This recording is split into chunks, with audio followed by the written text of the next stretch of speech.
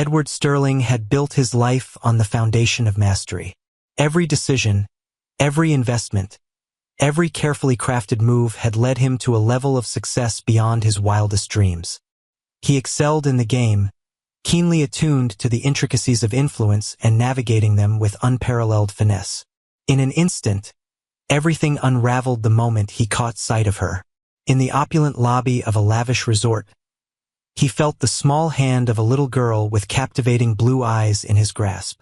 Before him stood the last person he ever expected to see again, his ex-wife, Clara. The little one she held was just the right age, the resemblance unmistakable. A haunting realization settled deep within him. Had Clara been hiding a truth from him all this time? Could it be that he had unknowingly walked past his own daughter, oblivious to her presence?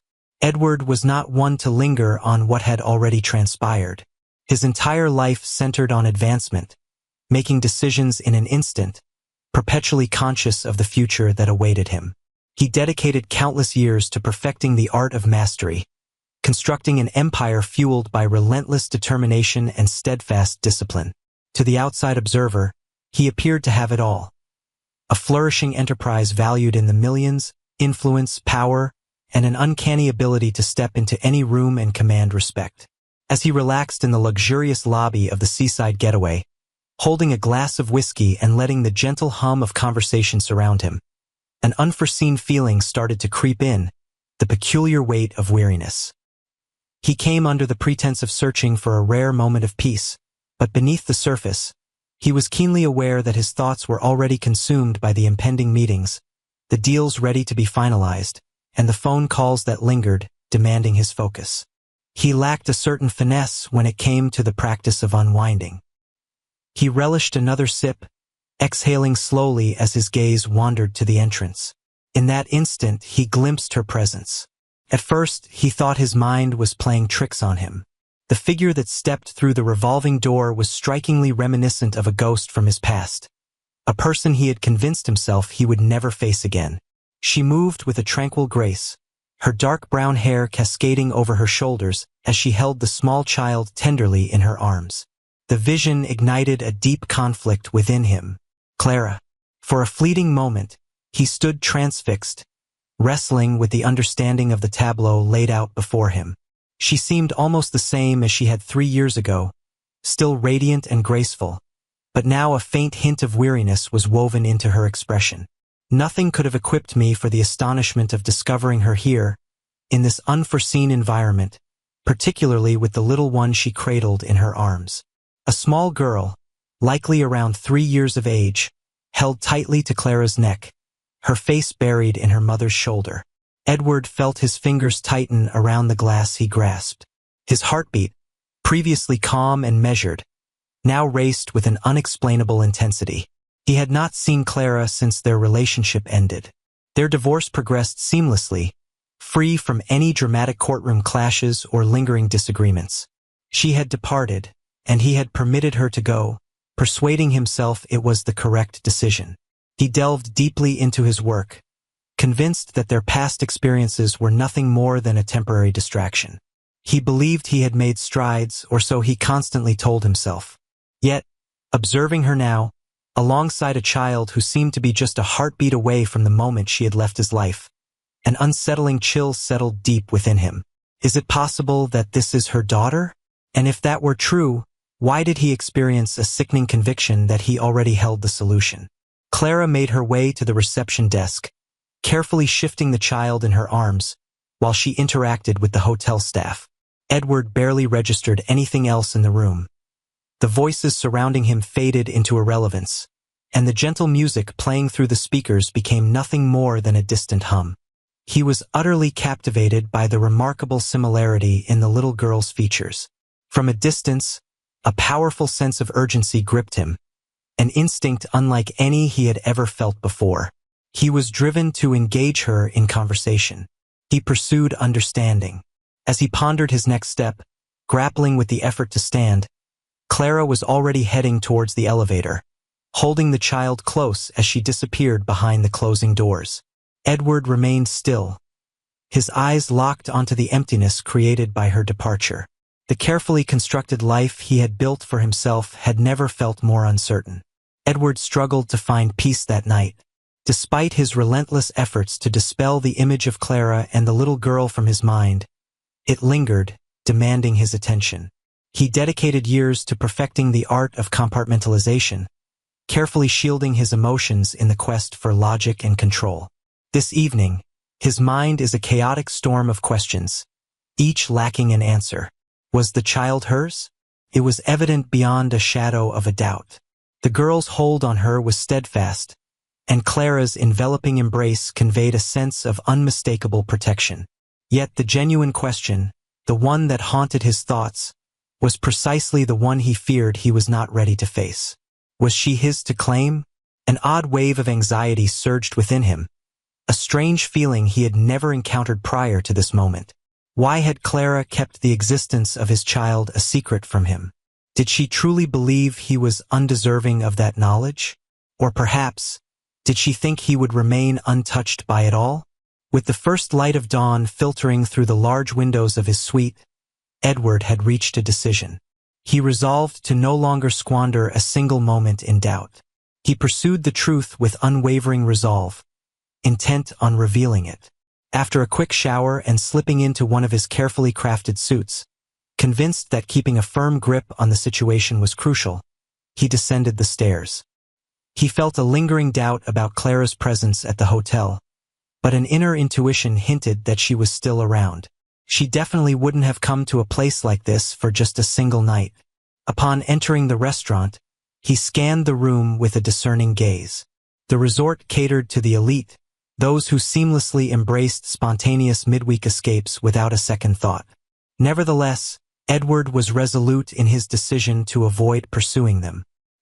His eyes landed on a charming table by the terrace, where Clara sat with a young girl beside her. His heart quickened at the glimpse of them basking in the sunlight. Clara looked stunning as always, her dark brown hair elegantly pulled back in a casual ponytail, radiating an effortless charm in her presence. The young one, if I recall correctly, was called Lily, as the receptionist had noted the previous evening. She perched silently, her petite legs swaying gently beneath the table as she took delicate bites of her toast. In that instant, Edward truly took in her presence, and the sight twisted a tight knot of unease in his stomach. Her eyes were a captivating blue, undeniably his blue eyes, a reality that can no longer be ignored. Taking a deep, steady breath, he moved forward, confidently making his way to their table. Clara felt him nearby even before he spoke, her body instinctively tightening, fingers clutching her coffee cup with a fresh urgency. She shot a brief glance at Lily before redirecting her attention to him, her expression shrouded in uncertainty. "We need to talk," Edward said, his voice steady and composed. Clara hesitated, glancing once more at Lily before ultimately giving a nod of agreement. "Not here," she murmured. "Shall we meet outside in 15 minutes? Edward offered a subtle nod before pivoting on his heel and striding away, eager to sidestep any unwarranted theatrics. His pulse pounded in his ears, feelings coiled tightly just beneath the surface. 15 minutes later, he stood by the tranquil garden terrace at the resort's edge, hands tucked into his pockets, lost in thought as he gazed out at the expansive ocean. The raging waves provided no comfort to the storm that raged inside him. In an instant, he sensed the sound of footsteps following him closely. He cast a sidelong look at Clara, who stood with her arms crossed, her expression wary. Edward took a deep breath, striving to restore his calm. "Is she mine?" Edward asked. Clara flinched slightly, her eyes lighting up with a mysterious glimmer. She exhaled softly, casting a fleeting glance downward before meeting his gaze with intensity. "Indeed," she whispered softly, "she is yours." The earth wavered precariously underfoot. 3 years have gone by. For 3 years he stayed oblivious. From this moment on, every aspect of his life would transform beyond recognition. Edward stood still, his mind wrestling with the deep significance of Clara's words. Her words flowed with an effortless grace and subtlety, yet their impact surged over him like an overwhelming tide. Lily was his cherished daughter, His hands tightened in his pockets while he fought to keep his breathing even. A flood of emotions swept over him: shock, anger, disbelief. Yet beneath it all resided a more profound, instinctual core. He discovered he had a child, a revelation that had completely escaped him. Clara fidgeted, her discomfort palpable as she prepared for his reply. Her arms were crossed, a stance that hinted at her readiness for whatever was about to happen. "What made you hold back this information from me?" His voice carried a gentle quality, but the clarity within it was undeniable. Clara exhaled sharply, her fingertips grazing her forehead as she at last met his gaze. "This is not the way it was supposed to play out, Edward. I never meant to stand in the way of you being with her.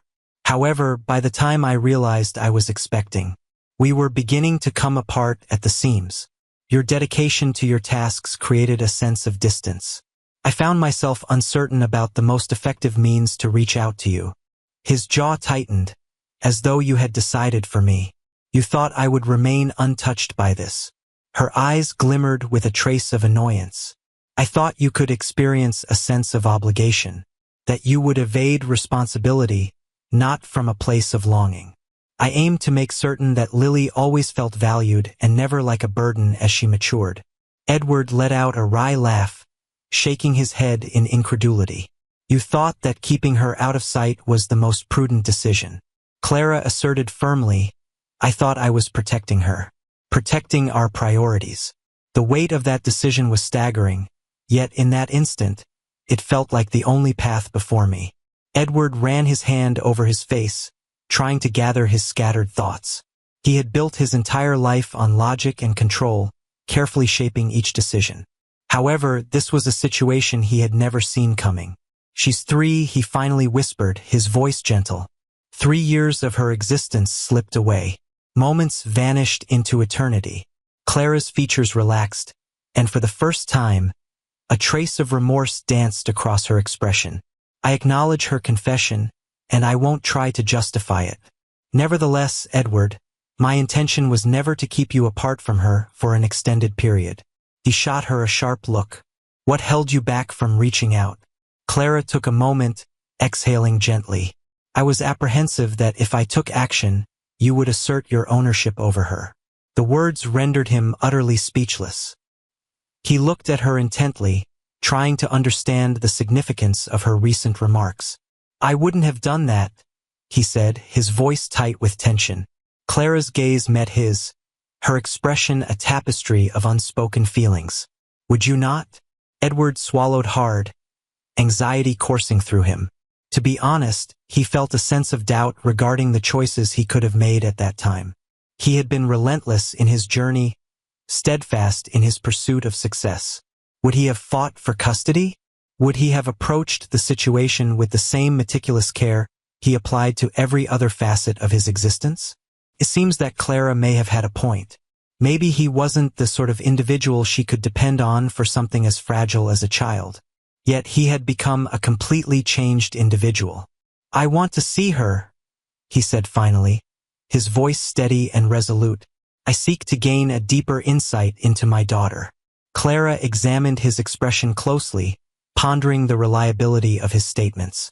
Slowly, she tilted her head in a gesture of assent. "Very well," she responded softly.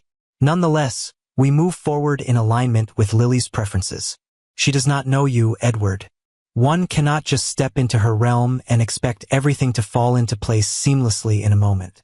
He nodded, understanding clear in his gaze. He conveyed that he doesn't expect that. "Nonetheless, I am determined to stay this time." Clara watched him closely, and for the first time, he perceived a shift in her demeanor. The strong defenses stood firm, but a crack had emerged, a narrow opening within their center. "Then we start softly," she noted. "Advancement reveals itself slowly over time." Edward nodded again, his heart tight with emotions he found difficult to grasp. For years, he had held a steadfast belief that solitude was his only companion, that the sole legacy he would impart upon the world was the grand empire he had meticulously built.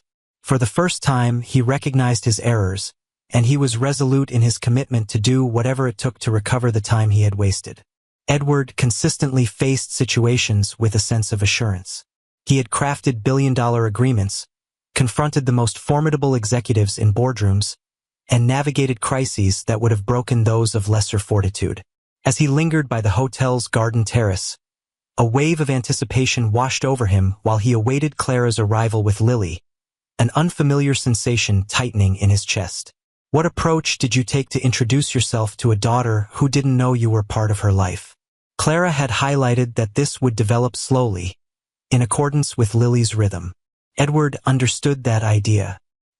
He was unprepared for her to leap into his arms or to call him Dad so soon, but the weight of the moment pressed down on him nonetheless. 3 years had already passed him by. He was resolute in his commitment to seize every fleeting second. The soft sound of footsteps made him turn his head.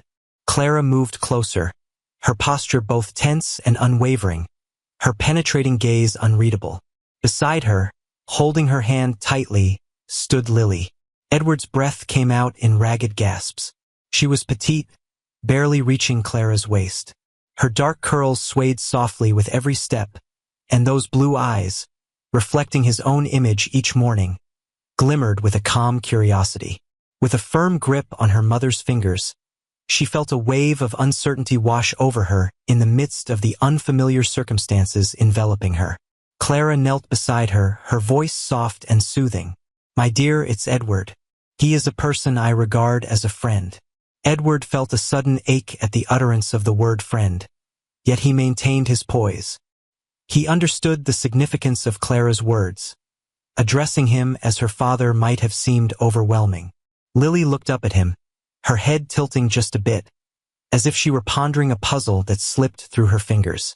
She held her silence for a moment, her gaze fixed on him, those strikingly large eyes reflecting a world of unspoken thoughts. Edward bent down to her level, his actions careful and tender. "Greetings, Lily," he murmured gently. "It is a delight to meet you." Lily shifted slightly, casting a glance at Clara, as though in search of solace. With her mother's subtle encouragement, she finally discovered her voice. "Greetings." It was just one small word, timid and fragile, but it sent a shiver through Edward, tightening his chest. He presented a gentle smile, seeking to calm her anxieties. "I see you have a knack for solving puzzles. Is that truly the situation?" Lily's eyes glimmered with a hint of wonder. She tilted her head with a thoughtful, intentional movement. "I'm not especially good at them," Edward admitted, keeping his tone light and upbeat. "I would appreciate the opportunity to learn from your insights at some time." Lily cast another glance at Clara, assessing her response to confirm that all was well. Following a moment of silence, she nodded once more. Edward released a slow breath. He remained oblivious to the fact that it lay within his reach. Though it was modest in size, it signified the start of something greater. Clara stood with poise, her fingers softly weaving through Lily's curls. "Why don't we sit?" she suggested, leading them to a shaded area where a quaint table and chairs were set up, inviting them to pause and enjoy the moment. Edward lingered in the background, his mind swirling with the heaviness of everything that had transpired. Before him sat his daughter, her fingers absent-mindedly playing with the hem of her dress while she stole quick, curious glances in his direction. Clara reached into her bag and pulled out a small coloring book along with a bright set of crayons, placing them gently in front of Lily. "Go ahead and infuse some vibrancy into your work as we converse. Okay?" Lily nodded, opening the book with a sense of purpose as she carefully selected a blue crayon. Edward studied her closely for a moment before deciding to speak again. "Which color resonates with you the most?" he asked.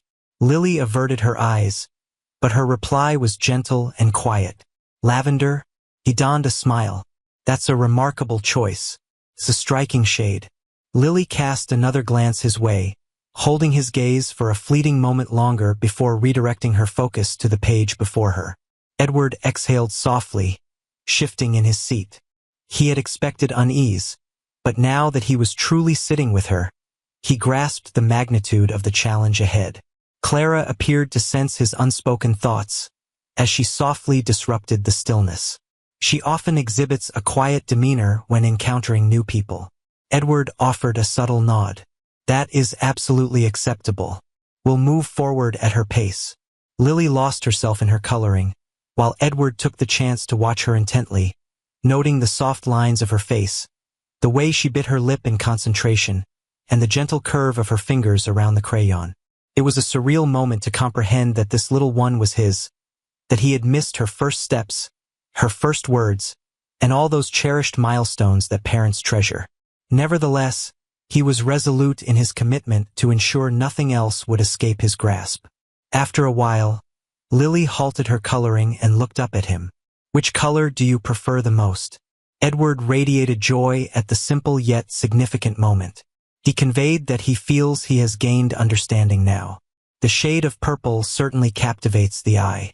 Lily studied him for a moment, then nodded as though she deemed his answer acceptable. Clara watched the interaction, a soft glow illuminating her expression. Edward recognized that this was just the beginning, but for the first time in a long while, he felt an undeniable sense of belonging. Edward found himself caught in a peculiar dance of time, where moments seemed to stretch endlessly while others sped by in a blur. The days following his first meeting with Lily felt like a delicate balancing act, each interaction carefully measured, every moment filled with an unexpected weight of meaning.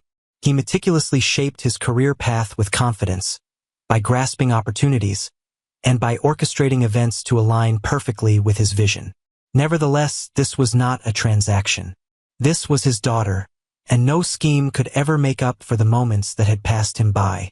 He and Clara had found a careful cadence. Every morning, he convened with them for breakfast at the hotel's restaurant, seated across from Lily as she delicately nibbled her toast in precise little bites.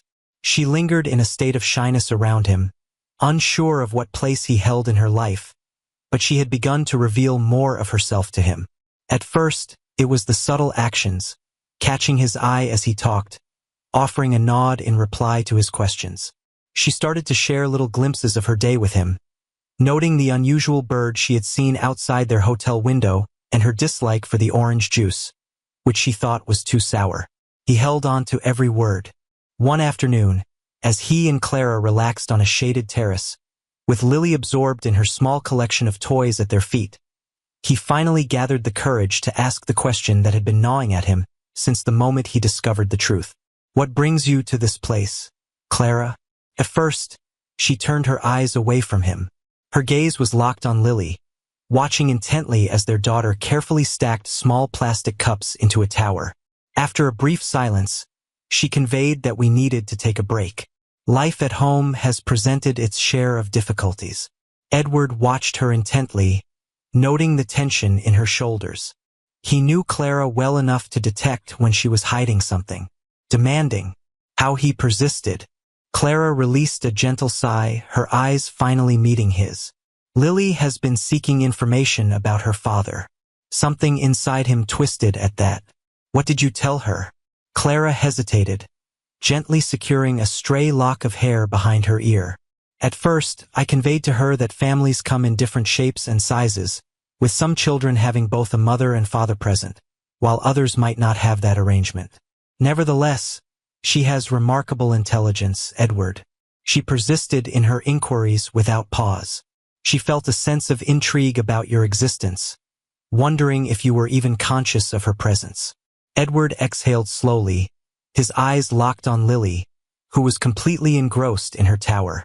The sudden awareness that she had spent her fleeting life contemplating him, searching for answers that always seemed just out of reach, stirred an unforeseen pain in his heart. So you brought her here, he whispered gently. Clara offered a discreet nod. Uncertainty lingered about whether our paths would intersect, yet a hidden part of me hoped they would.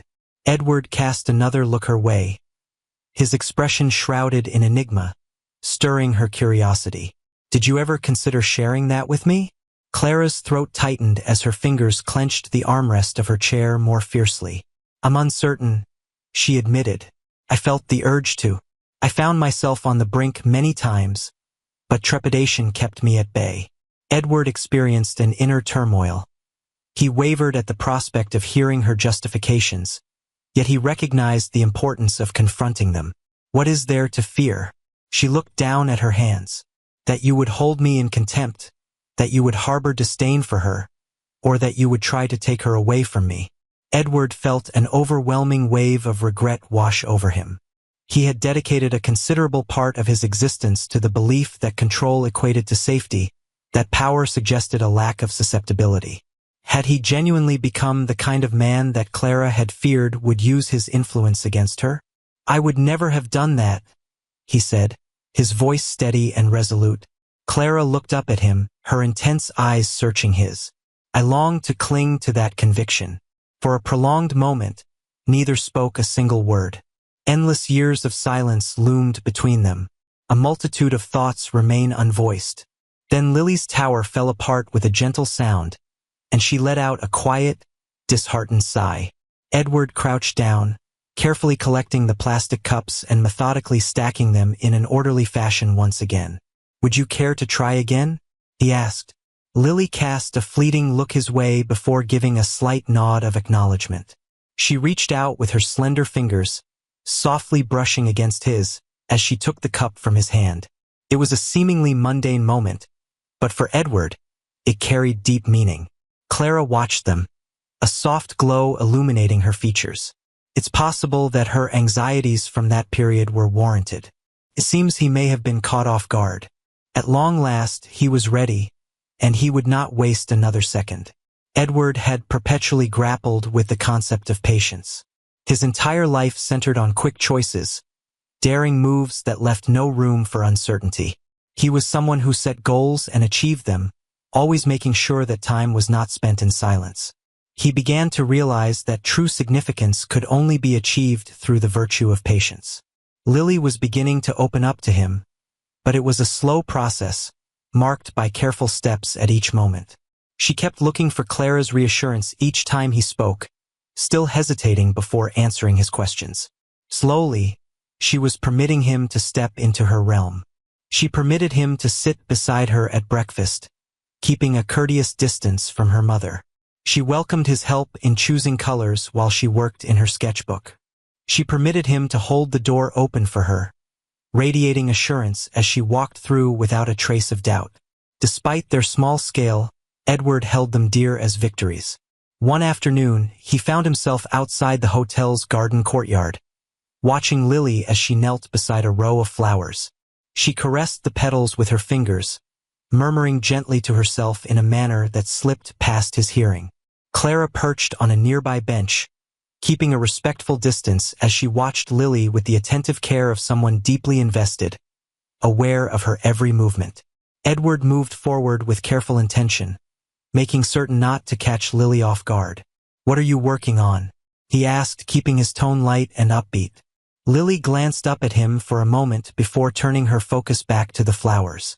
She addressed the bees with a candid manner. Edward raised an eyebrow in curiosity. Oh, what sentiments are they conveying? Lily pursed her lips, lost in thought. Even amidst their busyness and succinct exchanges, I can feel a genuine appreciation for the flowers from them. Edward knelt beside her, observing the graceful bees flit among the blossoms. He had never taken a moment to notice such details before. His world had always been daunting, relentlessly suffocating. As he sat with his daughter, the thought of taking a step back seemed less intimidating. "Do you have a liking for flowers?" he asked. Lily offered a subtle nod. "My mother believes they spread happiness to others." Edward glanced at Clara from the corner of his eye, noticing her watching them with an expression of pretended indifference. He cast a quick look back at Lily. She is right. Absolutely, they certainly do. Lily contemplated this for a moment, then pointed to a fragile, soft lavender bloom. "That one is my top choice." Edward radiated joy. "I remember you expressing your love for purple." Lily looked at him, her face a picture of surprise, as if she had never expected him to remember such a small detail. She stayed quiet, but a delicate shift passed over her expression, revealing a softer nuance. Edward let the moment hang in the air, neither pushing nor rushing. At last, Lily stood up, gently shaking off her dress with a graceful gesture. "I'm feeling rather famished," she announced. Clara took the opportunity to stand up. She nodded in affirmation, proposing that we move indoors. The midday meal is fast approaching. Edward hesitated briefly before he started to articulate his thoughts. Shall we enjoy a meal together? Clara stole a subtle look at Lily, searching for her insights. Lily tilted her head thoughtfully, then responded with a nod. Got it. The response was tentative, devoid of enthusiasm, but it also refrained from completely dismissing the notion. Edward regarded it as a progression. Upon entering, a wave of tranquility enveloped Edward, a feeling he hadn't experienced since revealing the truth. Perhaps he had evolved from a mere stranger into something of greater importance. Maybe, just maybe, he was starting to transform into something more remarkable. Edward began to realize that trust was not something he could merely demand. It was a journey he had to embark on, piece by piece, moment by moment. With Lily, every small victory carried weight. In the days that ensued, their conversations became more and more fluid. She continued to have her moments of silence, still taking pauses before speaking to him, but the uncertainty in her eyes was fading away. She loosened her hold on Clara as he approached. She bridged the distance between them, her uncertainty about his presence fading away. One morning, he strolled into the breakfast room to find Lily already seated at their usual table, a plate of pancakes set before her. Clara poured a cup of coffee, her demeanor radiating a sense of ease that had been absent for days. Edward pulled out his chair and made himself comfortable, watching intently as Lily carefully drizzled syrup over her pancakes. Are they valuable? He asked. Lily glanced up at him, her thoughts swirling as she chewed, then offered a deliberate nod. They appear to be doing well. Edward sported a cunning smile. Just adequate. After a moment's reflection, she noted that they would be enhanced by the addition of strawberries. Edward nodded, his expression serious and contemplative. I will remember that for future reference. Lily watched him closely, as though assessing the truth behind his statements. In quietude, she edged her plate a subtle bit nearer to him. If you would like, feel free to take some. Edward felt a tightness in his chest. What appeared to be a minor gesture held a depth of meaning that she probably didn't entirely grasp. He held his fork with precision, cutting away a tender piece before relishing the flavor.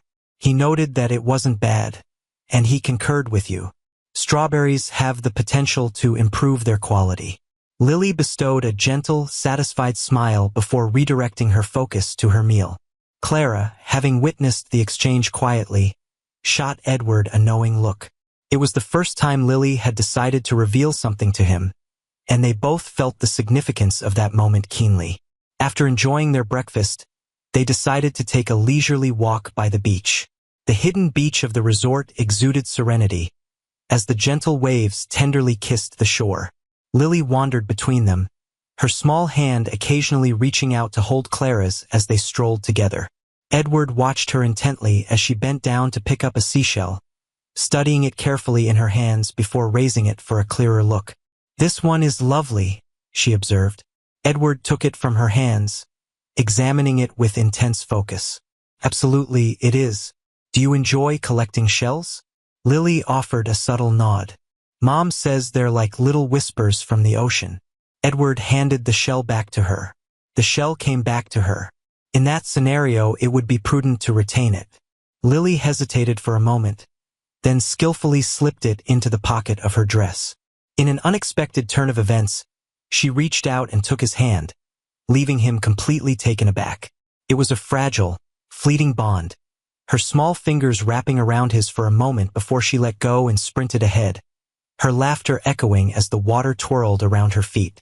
Edward stood still, a deep transformation brewing inside him.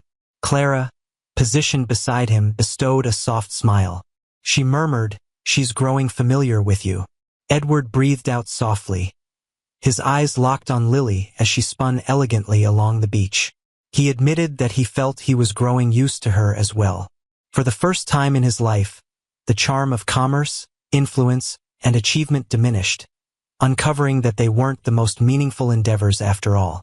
Absolutely, she certainly did. Edward had dedicated his entire life to the belief that success was measured by numbers. Revenue, consolidations, market shares. Those were the bedrock elements upon which he had built his cosmos.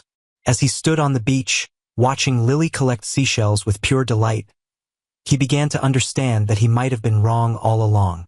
The rest of the afternoon unfolded in a way that felt almost surreal.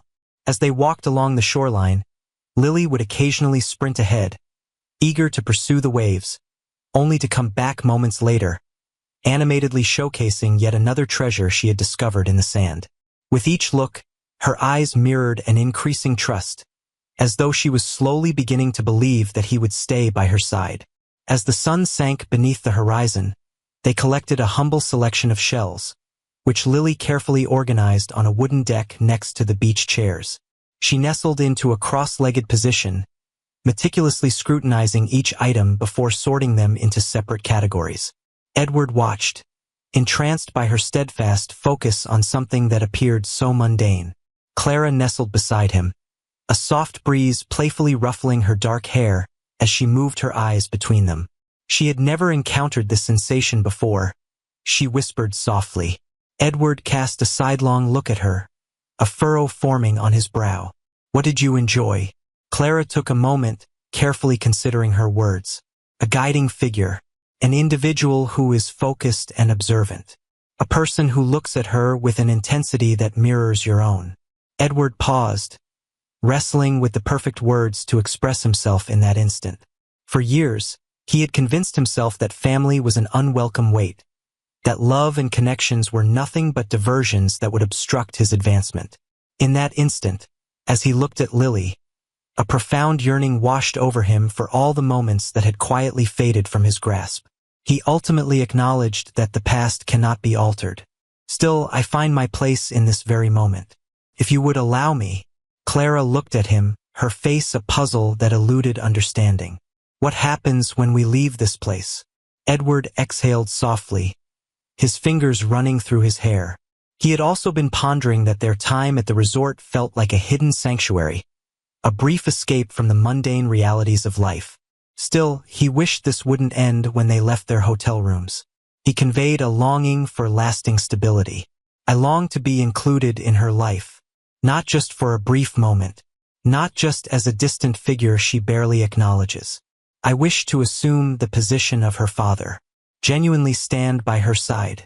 Clara studied him closely for an extended moment before she finally broke the silence. It highlights the significance of living in the moment, Edward. Not just in times of comfort, not just when it fits into your schedule. She is engaged in a negotiation to be deliberated upon. She is a young child seeking stability, longing for the comfort that those in her life will be unwavering. Edward tilted his head slightly, his jaw tightening. I understand that. I am resolute in demonstrating my ability to meet her needs. Clara scrutinized his expression, and in that instant, he observed the last traces of her doubt vanish.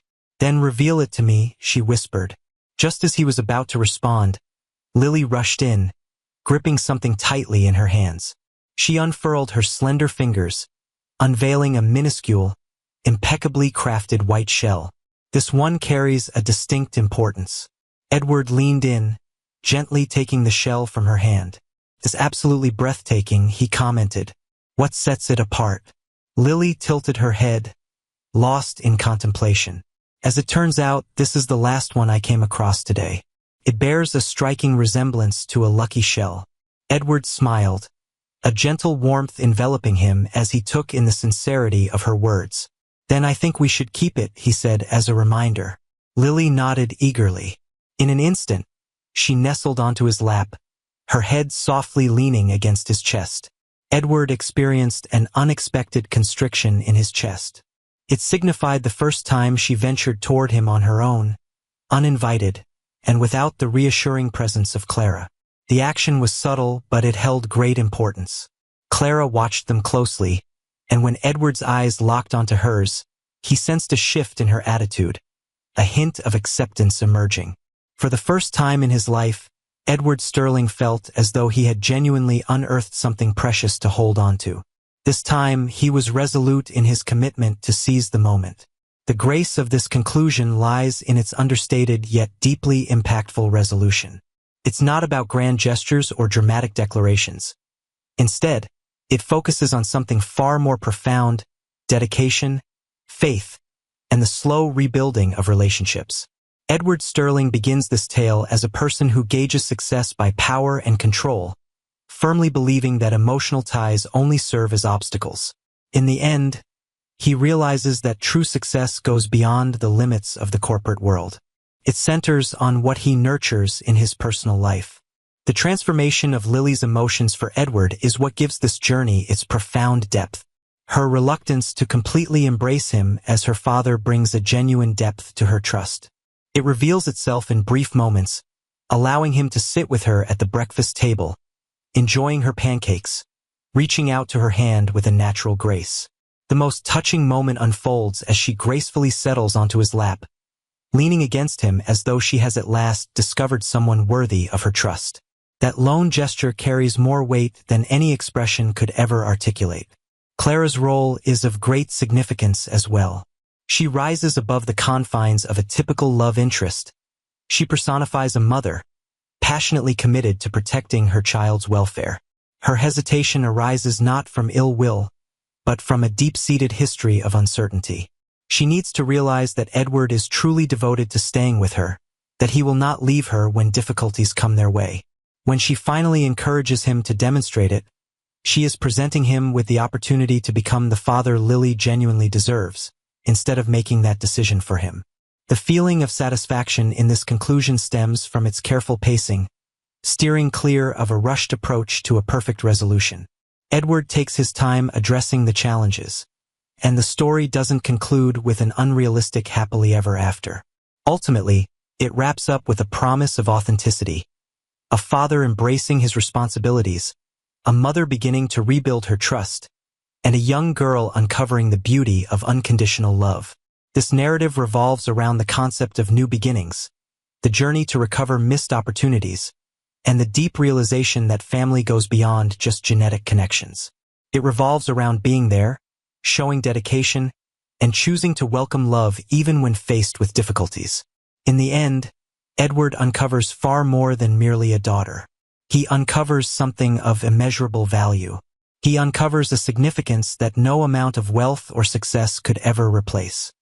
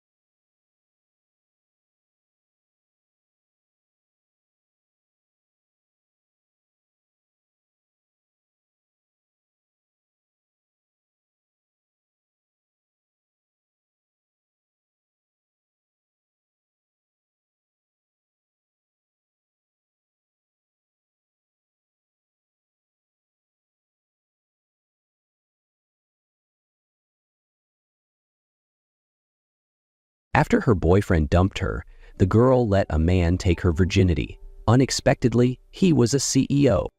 Hey there, lovely soul. Welcome back to Noah's Stories. Have you ever trusted someone so deeply, only to watch them shatter your heart in a single moment? Tonight's story is about betrayal, resilience, and finding light after the darkest storm. Settle in. You're about to meet Olivia.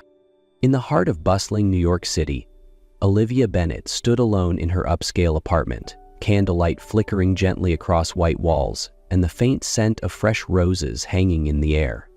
A rising fashion designer, Olivia had spent her youth clawing her way up from nothing, each sketch, each seam stitched with the hunger to prove herself. And now, it felt like everything was finally falling into place. Tomorrow, she was set to marry Daniel Carter, her longtime boyfriend, the man she once believed would be her forever. Her wedding dress, one she had designed herself, hung gracefully in the corner, soft as a stream of white silk, shimmering under the chandelier. She stepped closer, running her fingers along the delicate fabric, imagining herself walking down the aisle, Daniel waiting at the end, his eyes warm and full of love. But deep down, a quiet unease had crept in. Lately, Daniel had grown distant. He blamed work, disappeared during the moments she needed him most. Olivia had brushed it off, telling herself it was just the pre-wedding stress. Tonight, though, she wouldn't wait around. She would go to their new apartment, the one they'd chosen together as their future home, and surprise him. What Olivia didn't know was that within just a few hours, her entire world would fall apart. The night had deepened, yet New York streets still pulsed with taxi horns and flashing lights. Olivia pulled on her coat, her heart fluttering with anticipation as she imagined surprising Daniel. She pictured his face lighting up as he opened the door. Startled, overjoyed, she still believed in that love. Until the door unlocked. She stepped into the apartment, the one they'd chosen together, decorating it piece by piece for their shared future. But what met her eyes wasn't warmth. It was a sight she would never unsee. Daniel, arms wrapped around another woman, right in the middle of their living room. And not just any woman. Marissa Bennett, Olivia's half-sister. Time froze. Marissa gave a soft chuckle, her eyes gleaming with triumph. "You're early," she said, her voice honeyed and sharp as glass. Daniel flinched, face pale, lips parting but no sound escaping. Olivia stood frozen. She couldn't speak, couldn't breathe, couldn't cry. All she could do was turn and flee. The sound of her heels echoed hollowly against the hard wood as she raced away from the apartment that once symbolized hope. The night wind lashed against her face like whips, but the real pain came from within, from a heart ripped in two. The man she loved, the girl she had once tried to love like family. Both had shattered every ounce of trust she had clung to. She didn't know where she was going. When she finally came to, she was perched at the bar of a sleek, upscale lounge, bathed in low lighting and soft jazz. A glass of whiskey slid toward her, and Olivia downed it in one go. She didn't want to think, didn't want to feel. Just for tonight, she wanted to forget. The bar buzzed with life, but to Olivia, everything felt blurred behind a wall of burning whiskey. She sat still, fingers curled around an empty glass, her heart in knots, the pain too fresh to name. A calm, deep voice spoke beside her. "Rough night, huh?" Olivia looked up. A man in a dark suit, hair neatly combed, eyes deep enough to see straight through the shell she was trying to hold together. She smirked slightly, almost bitter. "You have no idea," she replied, her voice hoarse. He introduced himself, Julian Blackwell, CEO of Blackwell Capital, a name not unfamiliar in the fashion world. His firm backed several top-tier brands Olivia had once dreamed of working with. They started with small talk, but somehow the conversation shifted to betrayal, grief, and the slow-burning rage rising inside her. "I don't want revenge," she whispered, almost lying to herself.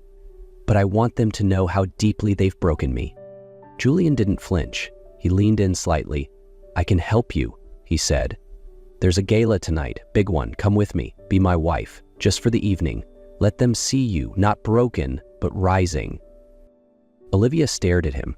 The idea was absurd, but in his gaze there was something. an uncanny understanding that made her nod. She didn't know why, but she trusted him. An hour later, Olivia arrived at the gala looking as though heartbreak had never touched her. A fitted silk gown hugged her frame, her hair swept into an elegant bun, and her eyes held a sharpness that surprised even her. Julian had arranged everything seamlessly, from the dress and the car to how she walked beside him hand in hand like they were a real couple. The gala, held at a luxury hotel in the heart of Manhattan, was filled with New York's fashion and financial elite.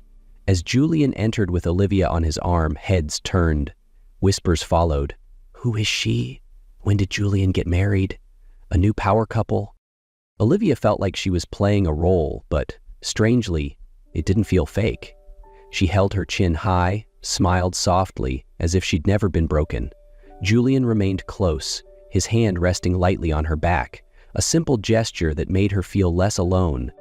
Toward the end of the night, the two of them stood quietly on a balcony. Julian turned to her. I have another proposal, he said. Pretend to be my wife, not just tonight. You help keep Charlotte at bay, and I'll help you rebuild everything you lost. Olivia stared at him, silent. She thought of Daniel, of Marissa, of the wedding dress still hanging in her room. Then she looked into Julian's eyes and nodded. Maybe this wasn't just a game. Maybe it was the beginning of something new. 3 days after the gala, Olivia walked into the headquarters of Blackwell Capital, not as someone's fiancé, but as a true fashion designer. Julian had kept his word. She now had her own private office with a view of the Manhattan skyline and a design team dedicated to bringing her ideas to life. At first, Olivia was hesitant. She had never worked in an environment where eyes followed her with both curiosity and quiet doubt. But then, something within her stirred. She picked up her pencil and started to draw. The first lines were shaky, uncertain, but as emotions poured in, her hand moved faster, freer. She designed dresses for women who had been knocked down, but rose again, fierce and proud. Julian would occasionally stop by, standing in the doorway, silently observing. One evening, he picked up a sketch of a bold black gown with sharp, daring cuts. You're better than most I've worked with, he said, his voice steady and warm. Olivia blushed, offering a shy smile. It had been so long since anyone truly saw her talent. They began talking more, about fashion, about values, and eventually about the griefs they carried. One night, standing together on a high balcony, Julian told her about his mother, a gentle artist who died in a suspicious accident orchestrated by his father. Olivia went quiet, then rested her hand on his. I lost my mom too, she whispered.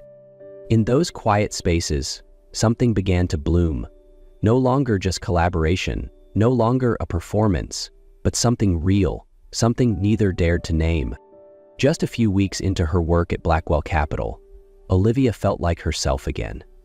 Her office buzzed with sketches, fabrics, mood boards.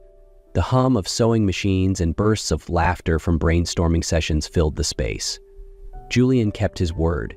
She had full creative freedom, no pressure, no control. But that peace didn't last long. On a Monday morning, just as Olivia was about to enter a meeting, the office door flew open with such force that heads turned.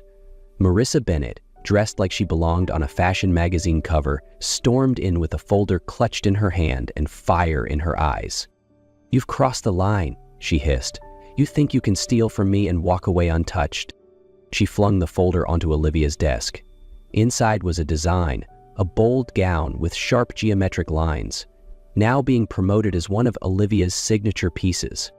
Olivia paled, not from fear but shock. She knew the sketch. It was hers, drawn months ago, alone in her cramped apartment, trying to rebuild her dream.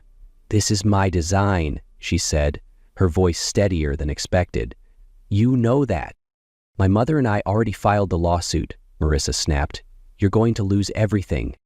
News of the scandal spread with alarming speed. Media headlines speculated. A few high-profile clients paused communications. Olivia felt the weight of silent judgment in every meeting. No one said it aloud, but they were waiting for her to fall. Julian stepped in immediately. He wasn't just the CEO, he was someone who understood how power and media worked. He brought in top-tier attorneys, traced the metadata on Olivia's original files, and uncovered that Marissa had accessed her old laptop left behind at their father's house. Just as things began to stabilize, a new storm erupted. This time, it wasn't about Olivia. It was Marissa who became the target. Multiple outlets released stories accusing her of a history of design theft. Her reputation crumbled overnight. Sponsors vanished. Clients disappeared. Olivia was stunned. She hadn't leaked anything, but someone had, and they had done it with surgical precision. "Charlotte," Julian said, setting a newspaper on her desk. "She's sending a message. Stay quiet or you're next."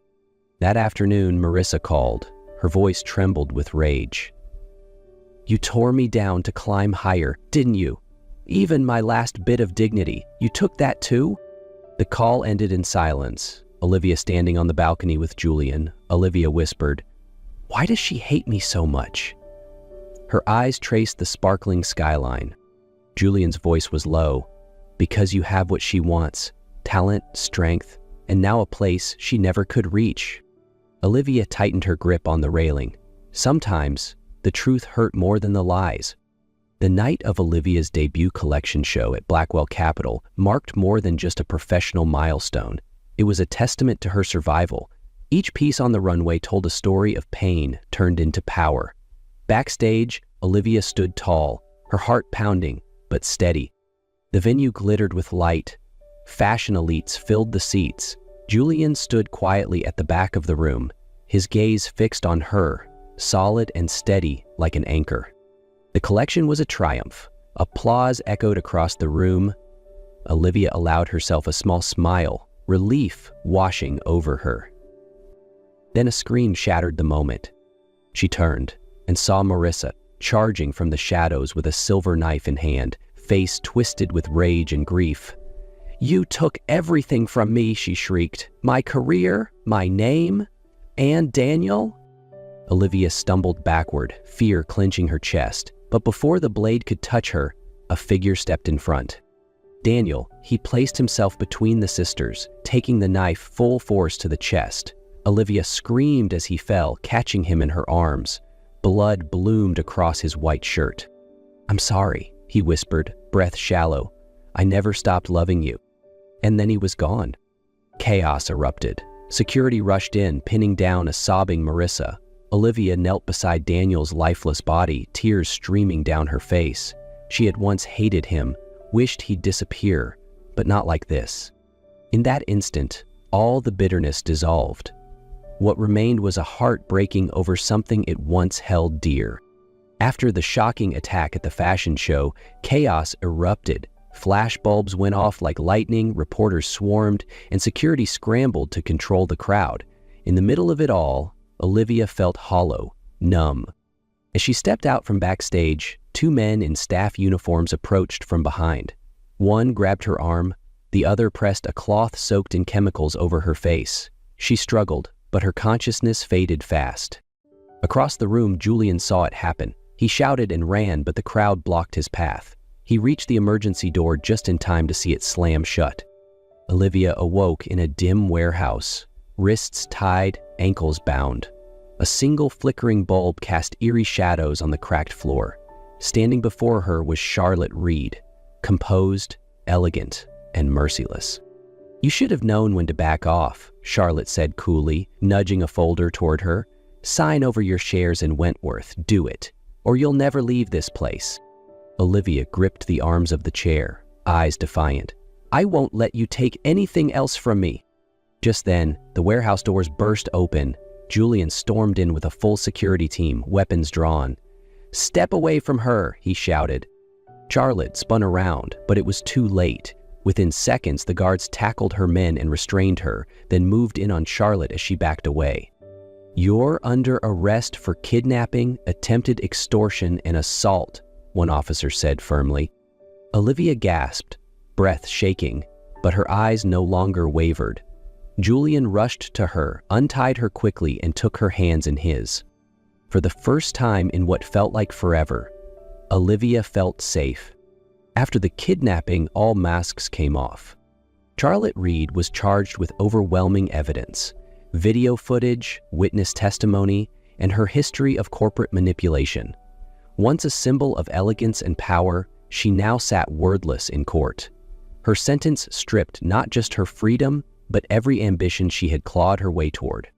Marissa Bennett faced murder charges for the attack at the runway. The trial was swift. Olivia sat quietly in the back, not crying, just mourning what could have been if her sister had chosen a different path. A few days later, Eleanor Pierce came to see her. The stepmother who once turned a blind eye now stood before her, disheveled and shaking. "Not for me, but for Marissa," she pleaded. "Please." She has nothing left. Olivia looked at her for a long moment. "You're right," she said softly. "She has nothing left. But that's not my fault." She turned away, her voice calm but final. "Family isn't blood, it's choice. And I've already chosen to leave the past behind." One late afternoon, with golden light spilling across the penthouse balcony, Julian stepped beside Olivia. No roses, no spotlight, just a small box in his hand, and honesty in his eyes. "We started this with a lie," he said softly, "but nothing I felt for you was ever pretend." Olivia stood still. The breeze played through her hair as her heartbeat slowed. Listening. Truly listening. Julian opened the box.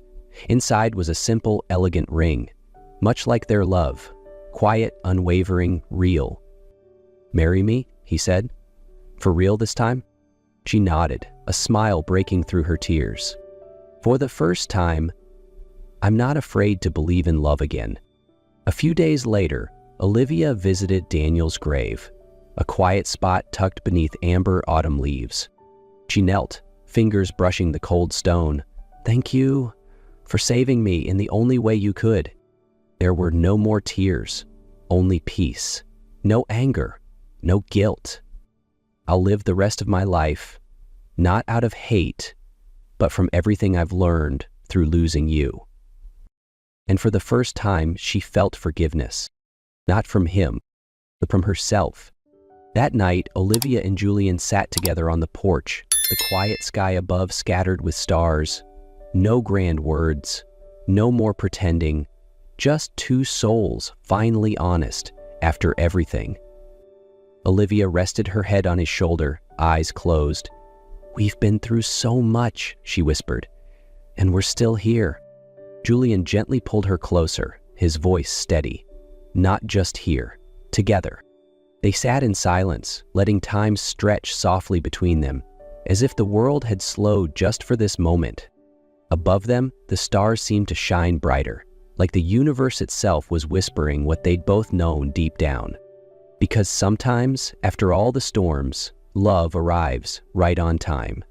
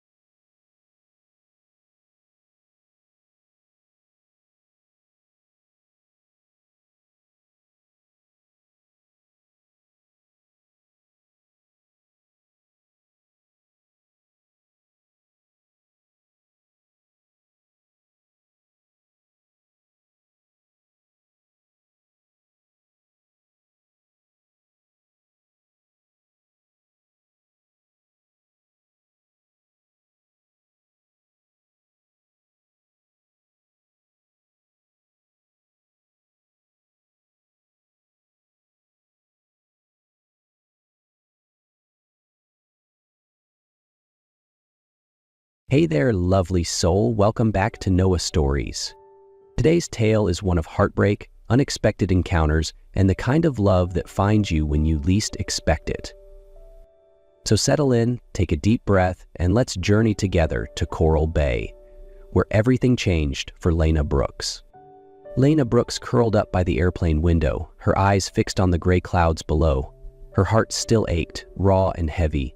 Less than 3 weeks ago, she had called off her engagement to the man she thought she'd spend forever with. But instead, he betrayed her. With her best friend. And the worst part? They did it on the very bed Lena had carefully chosen, every sheet, every pillow, dreaming of their wedding night, her hopes for a future together shattered in that cruel moment. Not from a lack of love, but from a betrayal too brutal to forgive. As a fashion magazine editor in Chicago, Lena was used to having everything under control, her appearance, her career, her path forward. But this pain was something she couldn't manage. So she booked a flight to Coral Bay, a quiet resort in Florida, hoping to wash the sorrow away and begin again.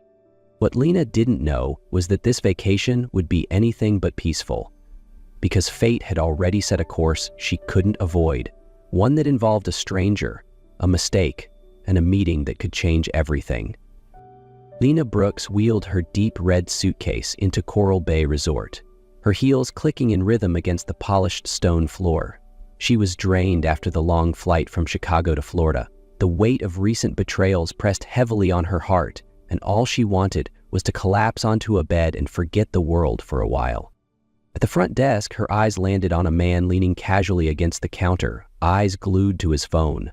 Baggy white t-shirt, palm leaf print shorts, tousled beach hair. He looked like a lazy tourist here for beers and sun, not someone to take seriously.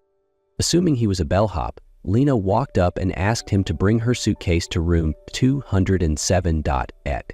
The man raised an eyebrow, offered a lazy half smile, and replied in a rough, sleep-heavy voice, "I don't work here, but if you want, $5 a bag." She glared at him, convinced he was messing with her. Just as tension flared, a real hotel staff member arrived, breaking the awkward exchange. Lena checked in, ignoring the lingering smirk she could feel behind her back. When she reached room 207 and opened the door, she froze. A laptop sat open on the desk, flip-flops by the door, and a faint trace of men's cologne in the air. Before she could process, the bathroom door swung open, and out stepped the lazy tourist from the lobby. "This is my room," they both snapped in unison. After a heated back and forth, Lena called the front desk. The receptionist apologized profusely. A booking system glitch had double-booked room 207.7. Worse, the resort was full due to a large conference. The only solution? Lena and the man now introduced as Nico Reyes would have to share the hotel room for the night. "You sleep on the couch," Lena snapped. "As long as you don't snore too loud," Nico replied, his smirk as annoying as ever. Less than an hour into her stay at Coral Bay Resort, Lena was already reconsidering the whole trip. The hotel room she'd been forced to share with Nico, the beach bum guy in palm shorts, had quickly turned into a war zone. She had just finished her shower and slipped into bed when EDM music erupted from his phone, echoing through the small space. No headphones, no warning. She burst out of the bedroom, hair still damp, voice trembling with anger. "Do you think this is a club?" Nico was sprawled out on the tiny sofa by the window, casually tapping to the beat. "Didn't think you'd wake up. My bad." "Turn it off. I didn't come here for a 3 a.m. rave." "Should have packed earplugs," he said without even glancing up. But it didn't stop there. Minutes later, a hotel staff member knocked and delivered a tray of food, grilled lobster, buttery scallops, and a bottle of wine. Lena looked from the tray to Nico. "You ordered this?" "Sure did. Thought since we're sharing the room, maybe we could share dinner too." "I'm allergic to shellfish," she nearly yelled. Without another word, Lena unzipped her suitcase, pulled out a roll of tape, and marched to the center of the room. She drew a thick line across the floor. "Boundary line. Left side is mine, right side is yours. No crossing." Nico leaned forward, resting his elbows on his knees, eyeing the tape like it was part of some theater act. "Great. Just make sure you put one on the bed too. Pretty sure that queen-size mattress sits right on the border." Lena sighed. It was going to be a long night. After a nearly sleepless night filled with the endless clatter of Nico's keyboard, Lena awoke the next morning with a heavy head. Seeking solace, she decided to hit the pool to clear her mind. Slipping into an emerald green swimsuit, she glided into the cool water, hoping the chill would wash away her frustration. She'd only swum a few laps when a sharp pain shot through her right calf. A cramp. Panic set in. She thrashed, struggling to stay afloat. "Help!" Her voice cracked, barely above the surface. From a lounge chair nearby, Nico, who'd been browsing photos on his camera, bolted up and dove in without hesitation. Within seconds, his arms wrapped around her waist, pulling her safely to the surface and guiding her to the edge. "Relax. I've got you," he said, his voice low but firm. Lena gasped for breath, her cheeks flushed, part fear, part embarrassment. Seated on the edge of the pool, Nico knelt beside her, gently massaging her calf. "Cramp? Usually from dehydration or stress, you seem stressed a lot." "Thanks," she muttered, avoiding his eyes. That afternoon, the resort assigned them to a mandatory compensation activity, tandem kayaking. Neither looked thrilled, but refusing wasn't an option. The small kayak rocked as they climbed in. At first, their paddles clashed. The boat spun in awkward circles while other pairs glided past with ease. Lena scowled. Nico exhaled in frustration. But slowly, they found a rhythm. She matched his strokes. He adjusted to her pace. When they finally reached the shoreline, both were winded and laughing. "Not bad," Nico said, wiping sweat from his brow. "You've got sailor potential." "You're not as useless as I thought," Lena replied, a smirk playing on her lips. It was the first time they looked at each other without the filter of annoyance or assumption. Just two people, slowly seeing more than what met the eye. That morning, while Nico was downstairs grabbing coffee, Lena stayed behind to tidy up the small workspace. As she moved his jacket from the chair, a worn leather wallet slipped out. She bent down, picked it up, and noticed a small photo sticking out from the barely closed seam. The photo was old, its edges yellowed. In it, Nico looked younger, standing beside a blonde woman with a brilliant smile. Lena froze. That face was all too familiar. Maya Harper, her cousin. She flipped the photo over, scrawled in faded ink, "Nico and Maya, summer 18. Lena's heart pounded. Maya had once spoken vaguely of an old flame, a passionate love story with a photographer she eventually left for someone more ambitious. She never mentioned a name, just called it ancient history. But now the picture was painfully clear.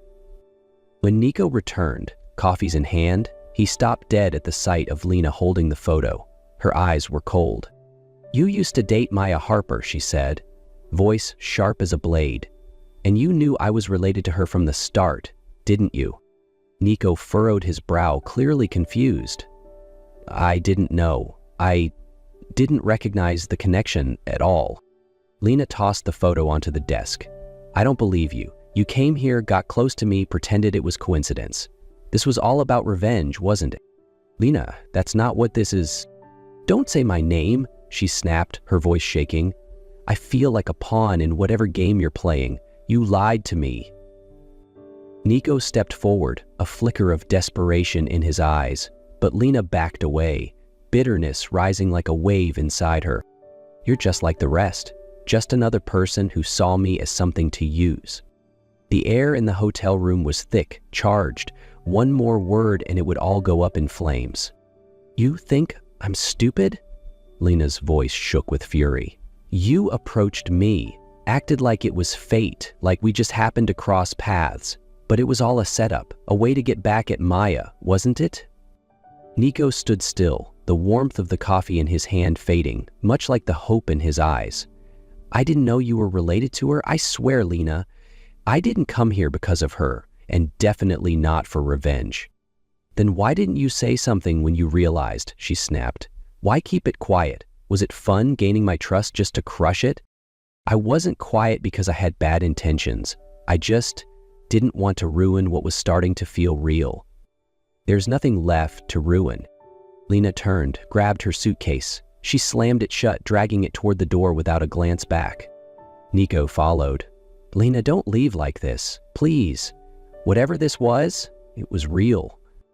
She paused just for a moment, then kept walking. "Even if it was real, it's over now," she said without turning around.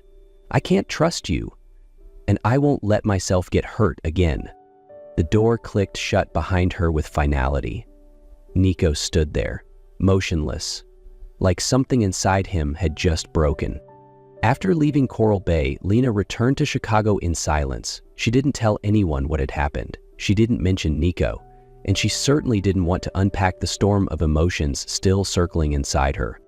Back at the office, she dove into her work like it was a lifeline. Back-to-back meetings, endless drafts, looming deadlines. She became the version of herself everyone expected, focused, composed, untouchable. The professional Lena who didn't have time for feelings. But as night enveloped her apartment, the facade of strength crumbled, revealing the raw wounds of her heart. In the stillness of her apartment, when the screens dimmed and her inbox went quiet, memories rushed back. Nico's quiet voice, the way he looked at her when he thought she wasn't paying attention, the moment he lifted her from the pool like she was the only thing that mattered. It haunted her. One Friday night, flipping through TV channels absent-mindedly, Lena paused when a familiar face appeared, Nico Reyes. Wearing a sharp suit, his hair neatly combed, he was being interviewed on a business network, speaking about his journey as a lead photographer for a global campaign. But at the end of the interview, the host asked a surprise question. If you could name your biggest regret, what would it be? Nico went silent for a moment. Then he answered, his voice low, steady, real. Sometimes you meet someone who makes you want to stay, but you let them go because you're scared, because you misunderstand. I did that, and I don't know if I'll ever get the chance to make it right. Lena froze. Her heart tightened like a fist inside her chest. The next morning, Dylan, her longtime colleague and steady friend, stopped by her office. He handed her a cup of coffee and sat across from her, watching her carefully. "You're still not okay, are you?" he asked softly. She didn't answer. "I know you've been hurt, but I need to say this. I like you, Lena, not just as a friend or a coworker. I've felt this for a while, and if you'd let me, I'd like to build something steady with you." She looked at him, kind, reliable, safe. But her heart didn't move. "Dylan," she said gently, "you're everything I should want, but I let someone walk away, and I can't stop thinking about him." The morning after watching Nico's interview, Lena booked a flight to San Francisco, his city, his home base, the place she now needed to be. She couldn't wait any longer. For the first time in weeks, things felt clear. She needed to see him, not to demand answers, not to argue, just to tell him she believed him, that she didn't want to miss their chance again. As her plane landed at SFO, Lena raced through the airport and into a taxi bound for the creative studio, where Nico worked, a photography firm he co-owned. Her heart thudded in her chest as she approached the front desk. "Hi, I'm Lena Brooks. I need to see Nico Reyes." The receptionist tapped a few keys, then looked up, surprised. "He's not in today. Actually, he flew to New York this morning, said he had to meet someone urgently." Lena's breath caught. "He flew to New York?" The woman nodded, smiling gently. "He mentioned someone named Lena." Her pulse roared. They were chasing each other across the country again. Without thinking, she jumped back into a cab, rerouted to the airport, and booked the next flight to New York. During the flight, she didn't sleep. She just held her phone tight, praying this wasn't too late. Lena landed at JFK on a cloudy afternoon. Instead of taking a taxi home, she rolled her suitcase straight to Riverside Park, the place she once told Nico about. "Whenever the world feels too heavy, I come here," she had said. "I don't know why, but it always calms me down." Her suitcase clattered over uneven pavement. No one paid her any attention. A woman in a long coat gripping the handle like she was holding herself together. She wasn't sure why she came here first. She just knew her heart told her that if there was any place Nico might go, it would be here. In a city as enormous as New York, that idea felt foolish. But feelings, especially love, rarely followed logic. She sat down on a familiar bench, facing the river. The breeze carried the bite of early winter. Lena clutched a cup of coffee she'd picked up from a corner cart, her heart trembling with both hope and doubt. At the same time, Nico stood in front of her apartment, quiet and empty. He knocked, called her name, but there was no answer, no lights, no sign of her. He stepped back, discouraged. Then a memory came back to him, Lena telling him about the park. Without hesitation, he hailed a taxi and headed straight to Riverside Park. When he arrived, he walked along the winding path, eyes scanning every bench. And then he saw her. Lena, her suitcase beside her, hair tousled by the wind, eyes staring out over the water. He moved closer, quietly, but Lena looked up, as if she had known all along. "I thought if there was one place you'd go, it'd be here," she said, with a small smile. "And you were right," Nico replied, stepping toward her. Lena stood up. For a moment, they said nothing, just stood there, letting the world slow down around them. "I'm sorry," she said first. "I let the past and my fear cloud everything. But I know now. You never meant to hurt me." "I was wrong too," Nico said. "I should have told you sooner. But I'm here because I can't lose you again." In that quiet, wind-blown park, they embraced. No dramatic words, just forgiveness and a silent promise. They wouldn't miss each other again. 1 year later, Lena Brooks and Nico Reyes returned to Coral Bay, the place where everything began, the chaos, the misunderstandings, and the love. This time, they didn't arrive with baggage or heartache, but with a simple white dress, a light-colored suit, and peaceful smiles. They held a small beach wedding, just a handful of close friends and family. The ocean breeze was gentle, waves rolled in calmly, soft sand beneath their feet. Maya wasn't there. Both Lena and Nico had agreed. The past should stay in the past, no longer casting a shadow over the present. Matt, Nico's longtime friend, stood proudly as best man.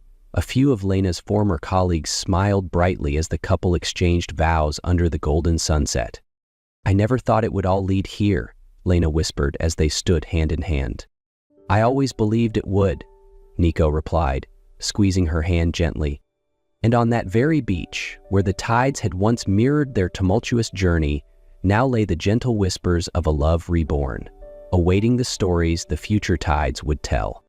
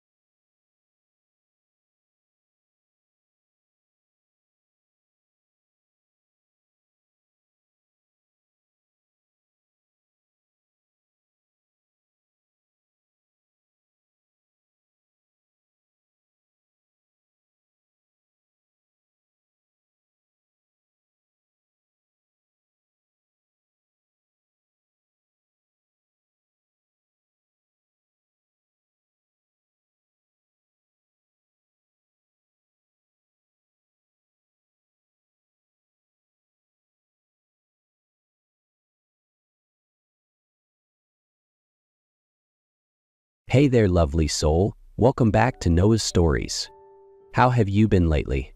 I hope today's brought you a little peace, a warm cup of something comforting, and a heart open to stories that whisper truths we often forget. Today, I have something special for you. A story not just about love, but about quiet devotion, the kind that waits, protects, and grows in silence. It's about two people, years apart but steps away, building something far more lasting than any skyscraper. So find a cozy corner, lean in close, and let me take you into the world of Ethan and Leona. Ethan Cross is the CEO of Arcadia Designs, an international architecture firm behind some of the world's most iconic structures. Known for his discipline, precision, and unshakable calm, he's a man whose work speaks louder than words ever could. 5 years ago, a young woman walked into the boardroom with eyes full of conviction and a voice that trembled, but never wavered. Leona Hart was the last candidate of the day, and yet, within moments, she had Ethan's full attention. "I don't just want to build buildings," she said. "I want to create spaces where people feel like they belong." That sentence did something to Ethan, stirred something quiet and long forgotten. He hired her, and from that day forward, he loved her in silence. For 5 years, Ethan watched her grow. He kept his distance, never crossing the professional line, but in every meeting, every glance across the office, every quiet moment where she laughed and didn't know he was listening, he fell deeper. He never told her, never even hinted. His love became a quiet devotion, expressed only through small, invisible acts of care that she never knew came from him. To Ethan, loving her from afar was enough, until it wasn't. Leona wasn't just a capable architect. She was a quiet light in the structured, often sterile world Ethan inhabited. She greeted everyone in the office with the same warmth, whether they wore suits or uniforms. On Monday mornings, she brought homemade banana bread for the janitorial staff, remembering their names, their kids, even the birthdays they didn't expect anyone to recall. Her kindness wasn't loud. It was consistent, intentional, and deeply human. Ethan noticed. He always noticed. He watched her comfort anxious interns, challenge senior executives without raising her voice, and defend community-first design proposals with passion that made people listen. While others focused on returns and metrics, Leona spoke about impact, how a space could uplift lives, how architecture could be about belonging, not just building. She reminded the boardroom that buildings were for people, not just profit. And every time she did, Ethan's admiration grew. And in silence, he found ways to support her. When Leona casually mentioned her laptop's slow processing to a colleague, she received a brand new upgrade that Friday. After a minor parking garage incident, her space was quietly reassigned to a safer, better lit area near the exit. She never knew Ethan was behind it all. And she certainly didn't know that the scholarship her younger brother received, one her family had called a miracle, had come from a discreet donation made by Arcadia Foundation, orchestrated by Ethan himself. He never wanted recognition. Seeing her thrive, safe and smiling, was enough. In a world built on blueprints, deadlines, and margins, Leona Hart was the one design Ethan Cross couldn't perfect, but desperately wanted to preserve. It had been raining since the afternoon. The city was draped in thick mist and the heavy sound of falling rain. Most employees had left the office early after the weather alert, but Leona stayed behind, finishing the final touches on a design proposal for a community project. By the time she stepped into the parking lot, her old sedan, the one that had been with her since college, let out a few weary groans before falling completely silent. She tried again. Nothing. "Not tonight," she whispered, resting her forehead on the steering wheel, exhausted. At that moment, headlights cut through the darkness. A luxury car rolled to a stop nearby. The window lowered and a familiar deep voice called out, "Your car's down?" Leona looked up, startled. It was Ethan. She had never encountered him outside of work settings, let alone imagined him driving through the rain in the parking lot like this. "Yeah, looks like it gave up," she smiled weakly. "Come on, I'll take you home." Inside his car, the silence was strangely calming. Only the sound of rain and the rhythmic sweep of the wipers filled the space. They began with small talk, then gradually memories surfaced. Leona spoke of her father, how he passed away when she was 17, and how she had become the reluctant backbone of her family ever since. Ethan didn't say much, but when she gently asked, he answered, "I grew up without anyone, no family, just books and old blueprints." There was no anger in his voice, just a quiet, worn-out kind of truth. In that moment, Leona looked at him, this strong, composed man she once thought untouchable, with a different kind of gaze.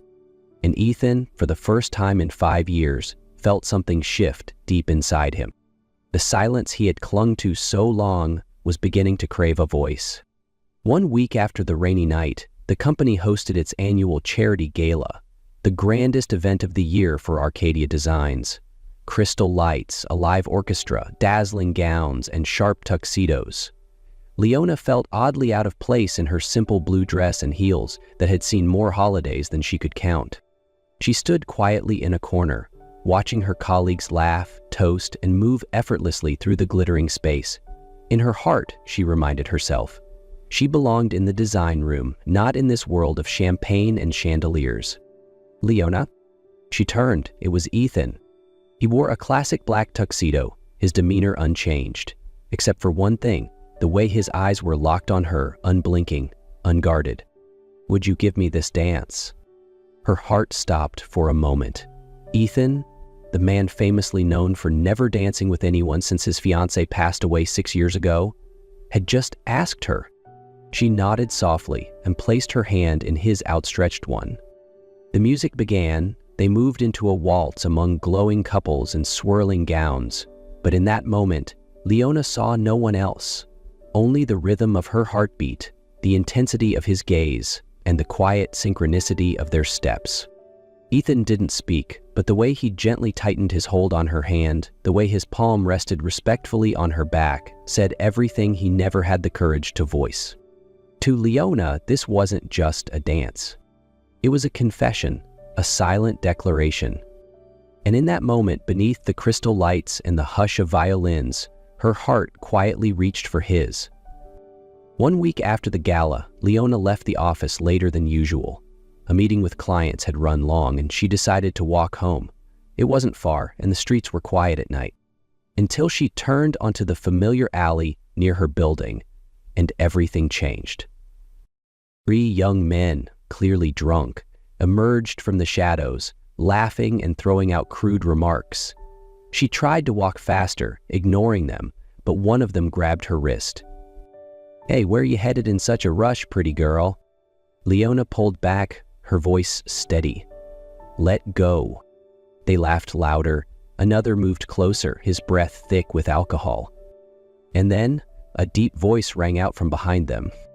"Let her go, now." Leona turned. It was Ethan. He stepped out of the darkness as if summoned by her fear. No tie, sleeves rolled, eyes cold as steel. "Who the hell are you?" one of them growled. The answer came in the form of a punch. In a blur of motion, Ethan took down all 3. One strike to the gut, one clean hit to the jaw, one spin that sent the guy with the knife sprawling, weapon clattering to the ground. By the time it ended, Leona stood frozen. Ethan stood breathless, his hand bleeding. "Your heart," she whispered. "I'm fine," he said. She brought him to her small apartment, still shaking. She rummaged for the first aid kit, and under the warm light of her kitchen she tended to him, cleaning the blood, wrapping each finger with care. "Where'd you learn to fight like that?" she asked, hands trembling. Ethan gave a soft chuckle, voice rough. "Old story. I learned to defend myself, back when no one else would." Leona looked up. Their eyes met, for the first time without barriers. "For you," Ethan said slowly, "I'd do it all over again, even if I had to fight all night." He paused, a small smile tugging at the corner of his lips. "I'd still choose to charge in." Without hesitation. Leona didn't answer. She just took his bandaged hand and held it tightly in hers. That night didn't just mark the end of danger. It marked the beginning of something neither of them could name, but both could feel. Every glance after, every shared silence carried a new weight. At work, they still kept a professional distance, but the way they looked at each other was no longer unconscious. Sometimes even the slightest accidental touch left them both in a long, lingering silence. One quiet Saturday afternoon, Leona was asked by Ethan's assistant to deliver a folder to him. She was surprised to see the address, a small, tucked-away church in the older part of town. When she entered, the church was empty, only flickering candlelight and a familiar voice echoing in the stillness. Leona paused, hiding behind a wall near the main altar. "Give me the courage to love her the right way," Ethan's voice prayed. He was kneeling, clutching what looked like an old necklace in his hands. "Please, don't let me hurt her. I've already ruined too many things in my life, but with her, I just want to get it right." Leona covered her mouth, her heart pounding. This was the man the world saw as untouchable, yet in this moment, he was so fragile, so real, she could hardly breathe. She left quietly, placing the documents at the door without a word. But in her heart, she knew. She wouldn't wait any longer. This year, Ethan didn't plan a birthday party. He wanted a quiet evening at home, away from lights, from polite greetings, and from questions he wasn't ready to answer. When he opened the door to his apartment, everything was still and calm, as usual. But the moment he stepped into his bedroom, he froze. Leona was sitting on his bed, wrapped in a fiery red dress like flame itself, her hair loose, her gaze steady and unflinching. His heart nearly stopped. "Leona?" he whispered, almost not believing what he saw. She smiled, the gentle smile he had loved for so long. "I heard your prayer," she said softly, eyes locked onto his. He was speechless. There was nothing left to hide, nothing left to protect. Ethan stepped forward, slowly, afraid the dream would vanish. When his hand touched hers, something inside him unraveled. Their first kiss, after 5 years of silence and waiting, was not rushed, not desperate. It was simply two souls finally finding their way to each other. The next morning, soft sunlight poured through the large window. Leona rested her head on his shoulder, her hand gently entwined with his in silence. Neither of them spoke, there was no need.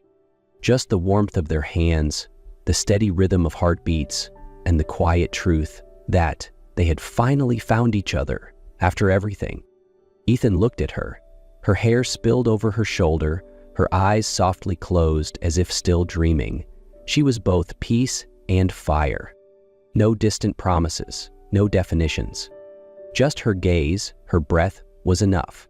And in his mind, he whispered, "For 5 years, I built empires, but loving her is the greatest thing I've ever created."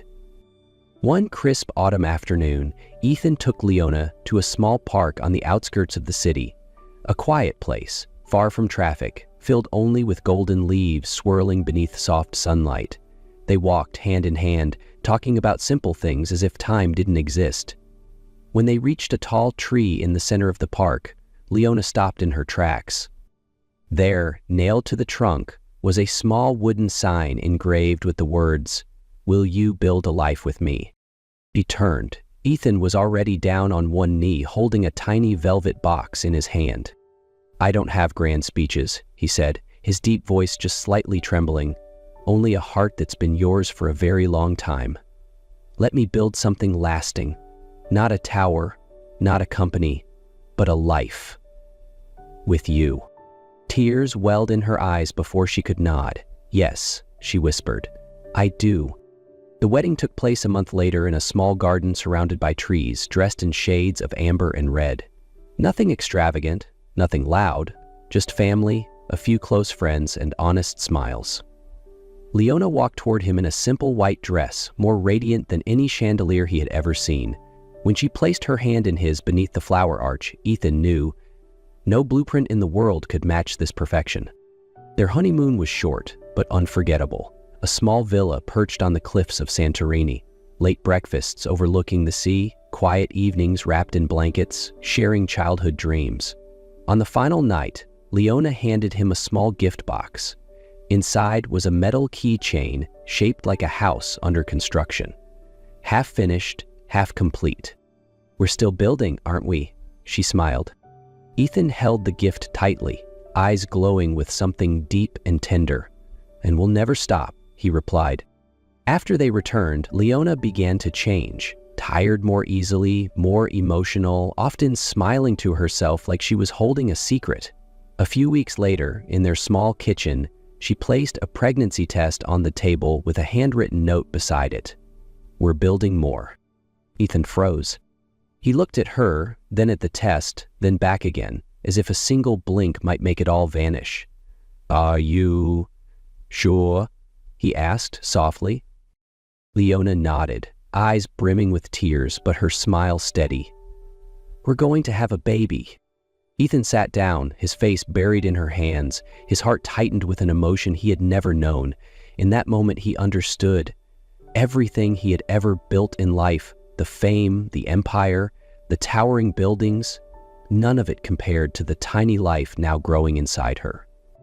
The months that followed were a brand new journey, filled with nervousness, but overflowing with love.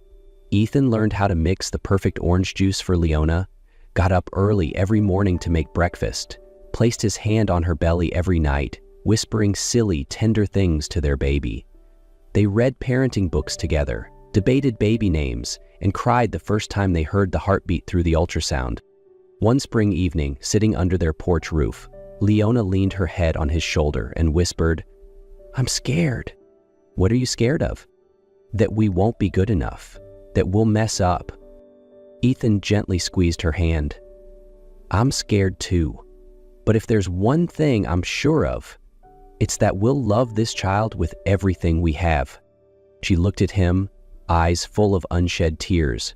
"We're building something that can't be drawn on paper." He nodded, something greater than any design.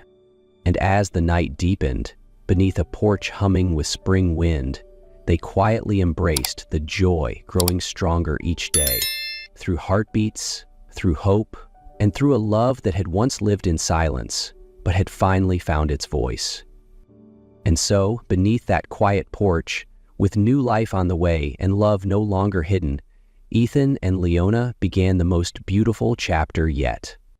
Not drawn on paper, not planned on blueprints, but built, moment by moment, with faith, laughter, and the courage to love out loud. Thank you for staying with me through this journey. If this story stirred something in you, even just a little, I hope you'll carry its warmth with you. Until next time, take care of your heart and keep believing in the quiet miracles.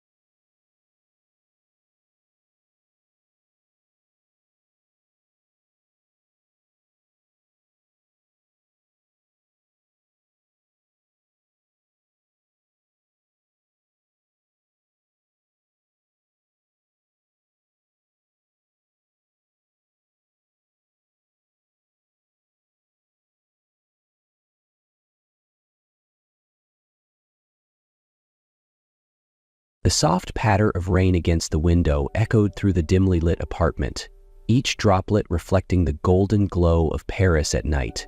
The city was breathtaking, a masterpiece of light and shadow, but to Carlotte Sinclair, it was nothing more than a labyrinth of cobblestone streets and unreachable dreams. He stood in his penthouse, watching the traffic flow like scattered stars along the Champs-Élysées. On the nearby table, a gilded invitation lay in the glow of the lamplight, an exclusive entry to an art exhibition at the Musée d'Orsay, featuring the most promising young artists of the year. Carlotte picked up the invitation, running his fingers over the embossed lettering. A part of him wanted to go, to lose himself in the world of art, to be surrounded by canvases that spoke louder than words ever could. But a stronger part resisted. He could command a boardroom filled with the city's most ruthless investors, could transform abstract blueprints into architectural marvels, yet he couldn't hold a simple conversation with a woman without feeling awkward. His solitude was not a choice, it was a fortress he had built, brick by brick, to protect himself. A soft breeze from the open window ruffled the invitation, making it flutter slightly. Carlotte exhaled, reaching for his long black coat. A night at the museum wouldn't change who he was, but at the very least, it would pull him out of the silence of these walls, if only for a few hours. The cool stone steps of Musée d'Orsay pressed against Carlotte's palm as he ran his fingers lightly over the wrought iron railing. The air inside carried the scent of oil paint, aged paper, and the faint trace of expensive perfume from elegantly dressed guests. He moved slowly through the exhibition halls, letting himself be absorbed in the world of art. but even surrounded by masterpieces, he still felt out of place, like a wanderer who didn't quite belong.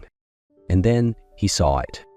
A large painting, its brush strokes bold yet heartbreakingly quiet. It depicted a solitary man, lost amidst the grandeur of Paris. The interplay of light and shadow cast his face in a haunting glow, as if he were merely a fleeting presence in a world that moved on without him. Carlotte stopped. He didn't notice Lena Moreau standing just a few feet away, camera in hand.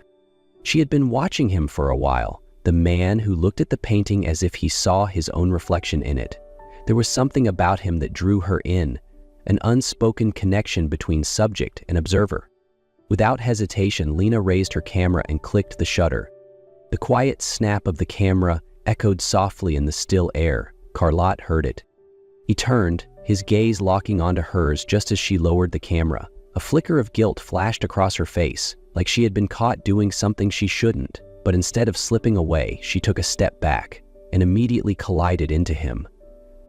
For a brief second, neither of them moved. Carlotte instinctively steadied her, his hand closing around her wrist. Her skin was warmer than he expected, and for those few fleeting moments, time seemed to freeze. "Who is she?" Lena looked up at him, her green eyes reflecting the museum lights. A small, knowing smile curved her lips, not apologetic, not nervous, just quietly amused. I'm sorry," Carlotte stammered, quickly letting go of her. Lena tilted her head slightly, her smile deepening. "No need to apologize, you were lost in thought. Art has a way of doing that to people, doesn't it?" Carlotte had no idea how to respond. This was his first conversation of the night, and it came from an unexpected accident. But instead of feeling uncomfortable, he felt oddly at ease. "Is it your painting?" he asked, gesturing toward the artwork. Lena let out a soft laugh, shaking her head. "I wish I could say yes, but no. I'm just an observer, like you." Carlotte hesitated before asking, "And the photo you just took?" Lena tilted her head, studying him carefully. "I don't photograph appearances," she said softly. "I photograph what's beneath." And the words made Carlotte feel exposed, not in an uncomfortable way, but in a way that made him want to believe someone could truly see him. For a few seconds, they stood there, time stretching between them. Then, someone called Lena's name from across the hall, pulling her back to reality. She turned to leave, but glanced back at him one last time, her smile tinged with quiet mystery. "I think we'll meet again," she said, disappearing into the crowd before he could reply. Carlotte remained frozen, his chest tightening with an unfamiliar feeling. He didn't know it yet, but one photograph, one fleeting moment, would change everything. A week after the exhibition, Carlotte found himself standing in front of a small cafe along the Seine. The soft drizzle of Parisian rain left shimmering reflections on the cobblestone streets. He had never been the kind of man to meet someone once and then actively seek them out. But that night, Lena's eyes, her words, "I don't photograph appearances, I photograph what's beneath," stayed with him, lingering like an unfinished thought he couldn't shake. A tiny bell chimed as he stepped inside. The cafe was warm and inviting, filled with the scent of freshly brewed coffee, its walls adorned with oil paintings bathed in golden light. Near the window, Lena sat sketching in her notebook. She looked up, recognition flickering across her face, followed by a small, knowing smile. "You came," she said, as if they had planned this all along. Carlotte hesitated before sliding into the seat across from her. "How did you know I would?" Lena shrugged, setting her pencil down. "Some people, even if you only meet them once, you just know they'll find their way back." They talked, slowly, carefully, but genuinely. Carlotte spoke about architecture, how he didn't just see buildings as structures but as stories written in lines and light. He told her about his childhood, how he spent hours watching his father sketch blueprints, dreaming of one day creating something meaningful. Lena listened, her eyes bright with understanding. "You know," she said, "painting is a lot like architecture. It's not just lines and colors, it's how people feel the world. I've always thought that what I paint are stories too, just told in color instead of steel and glass." Carlotte nodded, realizing she understood how he saw the world. Then Lena pulled out a small box and slid it across the table. "For you," she said simply. He opened it to find a tiny vintage camera pendant, exquisitely crafted, every detail carefully etched. Carlotte frowned. "Why?" "Because you see the world differently," she said. "You don't need a camera to capture beauty, but I thought you should have something to remind you of that." He held the delicate gift in his palm, something tightening in his chest. No one had ever given him anything quite like this before. That night, as he walked away from the cafe, his fingers brushed against the pendant at his throat. And for the first time in a long time, he realized he was changing. As time passed, the connection between Carlotte and Lena deepened. They were no longer just two strangers who had met at an art exhibition. They were two souls drawn to each other, discovering pieces of themselves in the other's presence.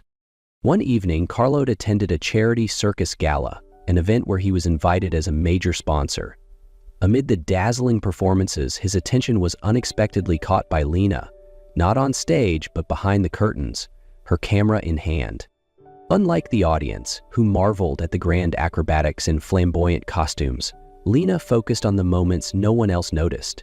The trembling hands of a young performer before his act, the nervous glances exchanged between trapeze artists, the quiet exhaustion in a clown's eyes when he thought no one was watching. Carlotte stood at a distance watching her work, watching how she saw things that others didn't. "You thought a circus was just about performances, didn't you?" Lena's voice startled him. He hesitated, then shrugged. "Isn't it?" She smiled and handed him her camera. "Look through my lens." Carlotte hesitated, then lifted the camera. What he saw was a world he had never paid attention to, the raw, unpolished emotions behind the illusion of perfection. Lowering the camera, he turned to her, a newfound admiration in his eyes. "You see the world differently." Lena tilted her head, her smile gentle. "So do you. You just don't realize it yet." For the first time, Carlotte invited someone into his private space, not for business, not for social obligations, but because he wanted to. His apartment wasn't extravagant, but it was a sanctuary, filled with design sketches, scattered blueprints, and most notably, a hidden rooftop garden that he tended to himself.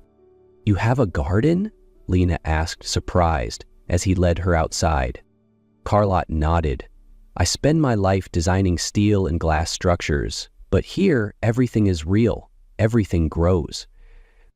She walked through the plants, running her fingers gently over the soft leaves. "You spend your days building the world, yet you find peace in the smallest things," she murmured. Carlotte watched her, a realization settling in. She understood him in a way no one else ever had. That night, they cooked together in his kitchen. There were no elaborate candlelit dinners, no pretentious dishes, just handmade pasta, spilled flour, and laughter, as Carlotte accidentally knocked over half a bag of flour across the counter. For the first time, he wasn't performing. For the first time, he was simply himself. But their world was not an isolated bubble, safe from the expectations and judgments of others. One evening, Carlotte received a call from Charlotte Sinclair, his mother. She demanded to see him immediately. He entered her elegant penthouse, knowing this conversation would not be an easy one. Charlotte set a newspaper down on the table. On the front page was a photo of Ethan and Lena at his apartment, the headline reading, "The Architect and His Muse, a Love That Doesn't Add Up?" Her voice was cool. "Did you really think this wouldn't attract attention?" Carlotte met her gaze, unflinching. "I don't care what they say, I care about her." Charlotte exhaled sharply, standing to pour herself a drink. "If you truly care about her, then you won't let her life be destroyed." She turned, her piercing eyes locking onto his. "The media won't stop at this. The rumors will escalate. Do you think she can handle that?" A chill ran down Carlotte's spine. "And if you insist on this relationship," Charlotte continued, her voice edged with steel, "I will not stand by and watch." This wasn't a threat, it was a promise. 2 weeks later, the phone rang, shattering the silence in Carlotte's apartment. It was Margot, her voice urgent, almost breathless. "Carlo, you need to see this now." He clicked on the link she sent. On his screen, a video was spreading like wildfire across social media and news sites. In the footage, Lena sat across from a man at a cafe, leaning in slightly, her expression unreadable. And then, her voice rang out. Carlotte Sinclair? He's just a stepping stone. Who wouldn't want to be the muse of a genius? A cold shiver ran down Carlotte's spine. The comments beneath the video were relentless. I knew she was just using him. Poor Carlo, fooled by a gold digger. Why would someone like him fall for someone like her? Carlotte's grip on his phone tightened. He knew Lena. She would never say something like this. A second message from Margot popped up. I found the original footage. Meet me now. In Margot's office, she played the security camera footage from the cafe. This time, Lena's actual words were clear. I would never use Carlotte. I love him. Carlotte exhaled sharply, his mind spinning. His mother. She did this, he muttered. She twisted the truth. She turned Lena into a villain. Margot placed a hand on his shoulder, her voice softer now. I know you love her, Carlotte, but you need to act fast. Carlotte rushed to Lena's studio, but when he arrived, the lights were off and the doors locked. His phone buzzed, a message from Lena. Carlotte, love isn't just about being together. Sometimes it's about knowing when to walk away. Your world and mine are too different. I won't be the weight that drags you down, nor will I watch my life be twisted by lies. You taught me to believe in beautiful things. I hope you find your own beauty too. Don't look for me, Lena. Carlotte stood frozen. She was gone. But he would not let this be the end. Charlotte didn't even flinch when Carlotte stormed into her office. She set down her teacup, meeting his glare with an air of practiced indifference. What is it now, Carlotte? He threw the file onto her desk. You did this. You destroyed Lena. Charlotte's expression didn't change. I protected you. She doesn't belong in your world. Carlotte laughed, but there was no humor in it. No, Mother, you weren't protecting me. You were protecting your illusion of control. He reached into his coat pocket, pulling out an envelope, and placed it on the desk. This is my resignation. I won't let you dictate my life another second. Charlotte's face went pale. Carlotte, you can't. His eyes held no hesitation. I can, and I just did. Without another word, he turned on his heel and walked out, leaving behind the past he once thought he could never escape. Now, there was only one thing left to do. Find Lena Paris was vast, but Carlotte knew exactly where to look. For days, he scoured the city, his determination unwavering, and then, finally, a small art gallery in Montmartre.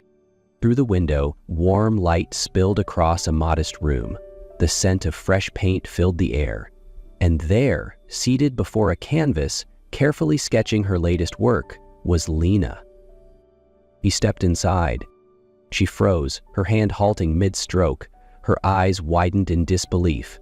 Carlotte! He didn't speak immediately. He simply moved closer, his heartbeat thundering in his chest. You left without saying goodbye. His voice was rough with emotion. Lena swallowed hard, lowering her gaze. I didn't want you to have to choose. Carlotte stood directly in front of her now, his gaze steady, unwavering. I've already chosen. He dropped to one knee. The velvet box opened, revealing a ring with an alexandrite stone, a rare gem that shifted color with the light, sometimes green, sometimes violet, always changing but never fading, just like their love. Lena's breath hitched, her hands trembling as she covered her mouth. Carlotte smiled softly, his eyes filled with nothing but truth. I love you, Lena, and I won't let my mother, the media, or anyone else decide our future. I want to build my life with you. He took a deep breath, voice steady. Marry me.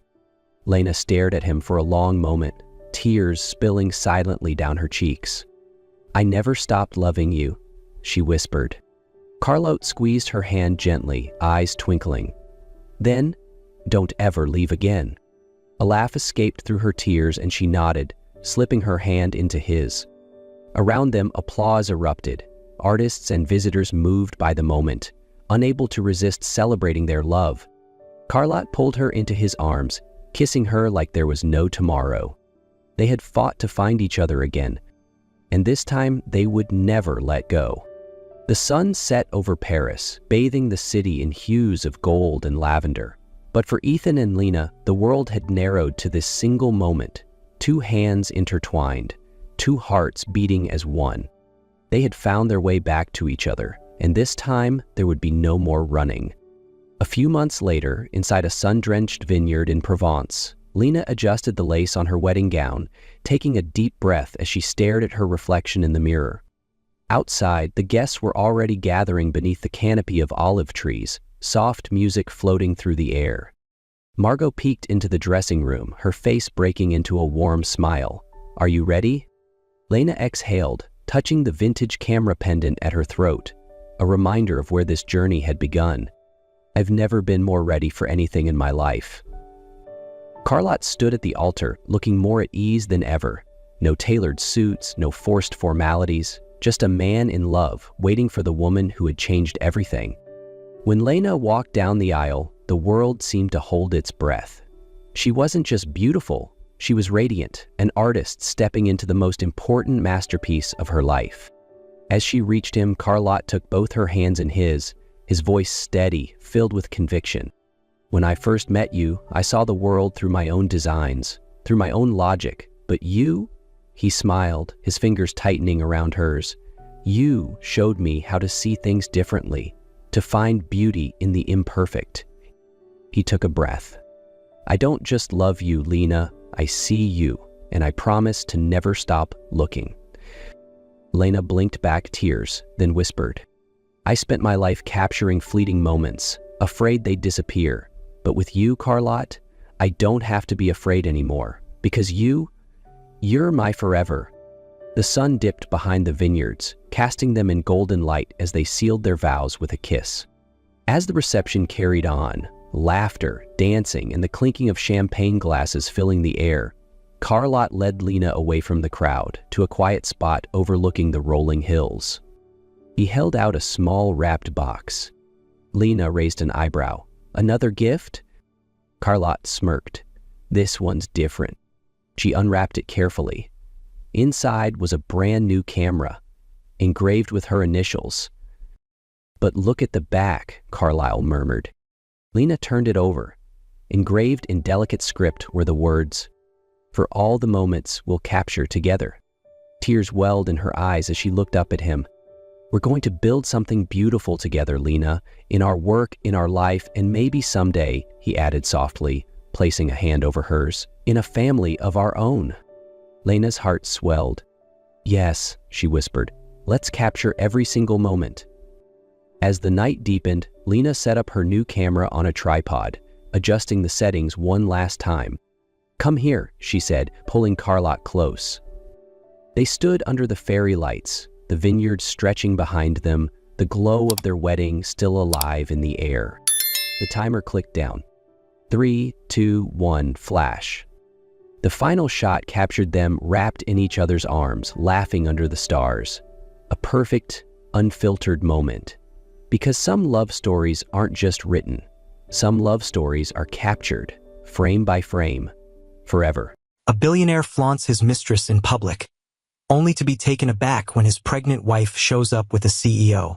A silence envelopes the opulent ballroom, where crystal chandeliers cast shimmering reflections of the palpable tension that fills the atmosphere. At the heart of the scene is Jonathan Colton, a self-made millionaire clad in a sharp tuxedo, confidently presenting his sophisticated mistress to the world. Onlookers are taken aback by this audacious exhibition, murmuring in hushed tones in secluded nooks. Suddenly, the doors swing open, and a very pregnant young woman enters. It's Jonathan's wife, Scarlett. But that's not the only surprise in store. Beside her stands the enigmatic billionaire CEO, Ethan Blackwell, who appears resolute in his mission to shield her from any harm. The impending scandal is set to explode, leaving no one in the room untouched by its fallout. The Crystal Renaissance Hotel featured an impressively grand ballroom, its vast marble floors shining with a reflective brilliance. Flower arrangements transported from Amsterdam filled the air with subtle fragrances of tulips and lilies. Numerous attendees, adorned in their most elegant outfits, socialized, exchanging air kisses and polite remarks about market trends, luxury vessels, and future financial ventures. The annual Bright Futures Gala unfolded, a significant occasion for the city's upper echelon, celebrated for generating millions in support of education for underprivileged children. Jonathan Colton, the evening's most awaited host, stood tall with a commanding presence that captivated the audience. He had ascended through the ranks. Not so long ago, he was merely another junior executive at Ambrotech. Yet, whether by sheer fortune or shrewd maneuvering, he soared to prominence after purchasing a struggling software startup for a mere pittance and turning it into a digital titan. By the time he reached 35, Jonathan's net worth had skyrocketed into the nine-figure territory. Despite his achievements, an air of arrogance seemed to linger around him. This evening, it was showcased in all its glory. Amidst the opulent ambience of shimmering chandeliers and a carefully selected orchestra performing Mozart, he made his entrance onto the stage, accompanied by the striking brunette, Cassandra Monroe. Whispers had floated around regarding her for months. Some claimed she had taken on the role of his new marketing director. Whispers suggested she was an enigmatic figure, a socialite hailing from Europe. The reality, as the sly glimmer in Jonathan's gaze suggested, was much more sensational. Cassandra donned a striking crimson gown that accentuated her every curve, igniting murmurs among the spectators. It was a bold declaration, particularly given that everyone was aware of Jonathan's marital status. Yet, his wife, Scarlett Colton, was notably missing. Jonathan tapped the microphone, his voice resonating effortlessly above the soft hum of the audience. Esteemed guests, we appreciate your presence at the Bright Futures Gala. An enchanting evening awaits you, culminating in an exhilarating announcement later tonight. Delight in the celebrations and keep in mind that every dollar contributed this evening directly supports the empowerment of our future generations. He extended his arm to Cassandra, guiding her down the steps where they were promptly welcomed by the most influential figures in the city. James Hartford, the CEO of Hartford Industries, gave Jonathan a friendly clap on the shoulder and shot an inquisitive glance at Cassandra. Indeed, you have a knack for efficiency, Jonathan, James quipped, his voice low yet audible enough for a couple of nearby listeners to catch the remark. Jonathan merely smirked. He relished the spotlight, even when it danced on the brink of decorum. He flourished amidst whispers and jealousy.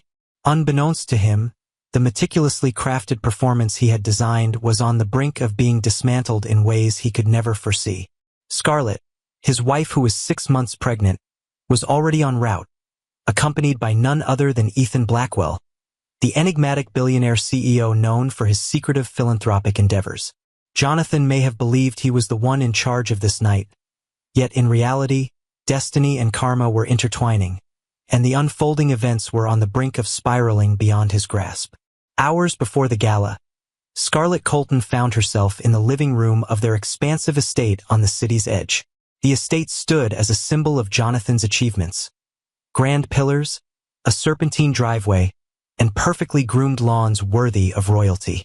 Scarlett, however, experienced none of the familiar solace she once found in the breezy spaces and illuminated gardens. 6 months into her pregnancy, she observed Jonathan's slow withdrawal. The man who once tenderly massaged her feet and brought her midnight snacks now seldom shared the same bed. He was perpetually occupied with business dinners that extended into the early hours of the morning. Scarlett attempted to make sense of it, convinced it was merely a temporary response to her demanding job, yet the signs pointing in the opposite direction had become unmistakable. Scarlett had originally intended to forego the Bright Futures Gala. She felt drained, both in spirit and body, with the pregnancy hormones intensifying her anxiety. However, a surprising phone call altered the course of events entirely.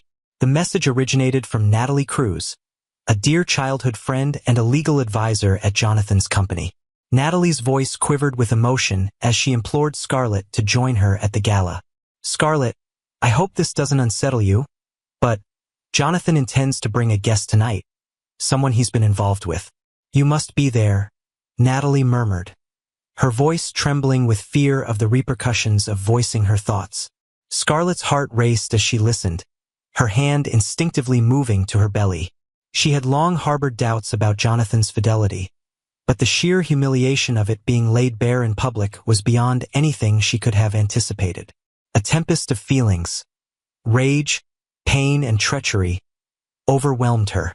She ended the call in silence, tears welling up in her eyes. For the next hour, Scarlett remained transfixed, gazing out the window of her opulent living room. The setting sun bathed the rose bushes in a warm, golden light, a reminder of the romantic gesture Jonathan had once made. How everything had transformed. She tightened her grip on the glass, the sting of betrayal coursing through her. At that moment, her butler, Bernard, subtly cleared his throat to signal the arrival of a guest. Startled, Scarlett glanced over to see none other than Ethan Blackwell entering her home. Ethan's arrival brought a sense of surprise and solace. A history existed between them. He had once guided Jonathan, which in turn led to a friendship with Scarlett.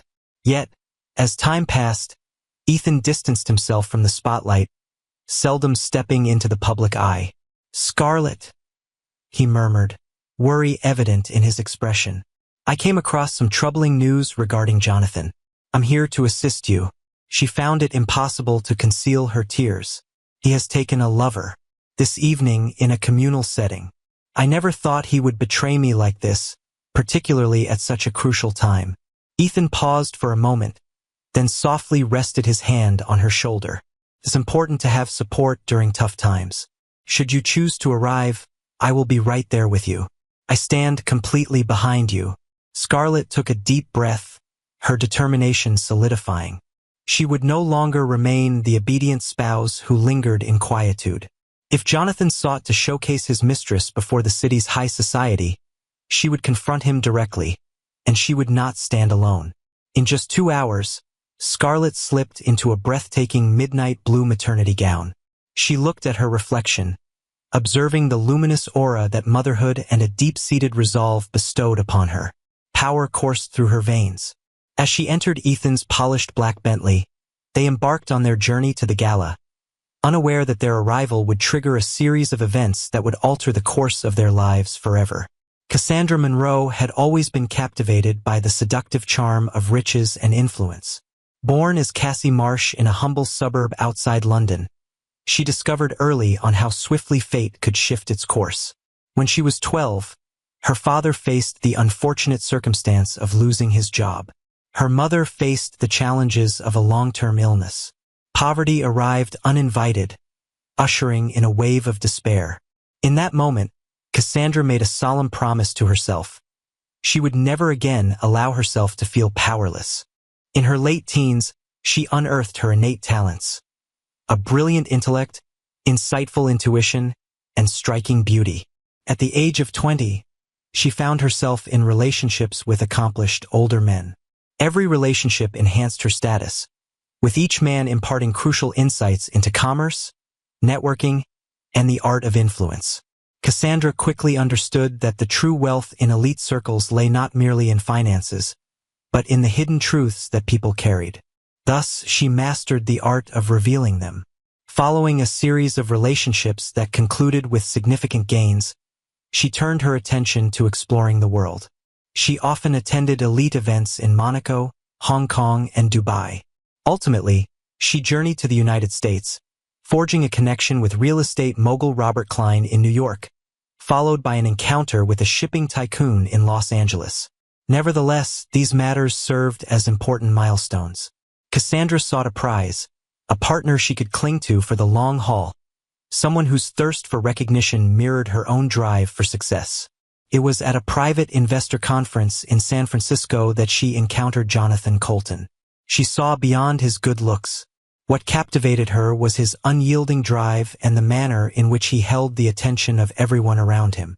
Their flirtation unfolded subtly through lengthy dialogues in hotel lounges and shared journeys to lavish dinners.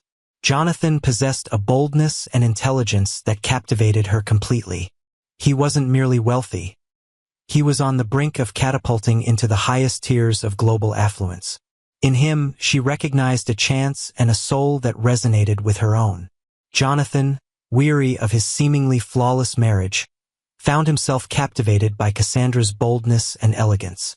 He savored her ability to discuss the stock market and global politics one moment, then effortlessly enchant a table of VIPs the next.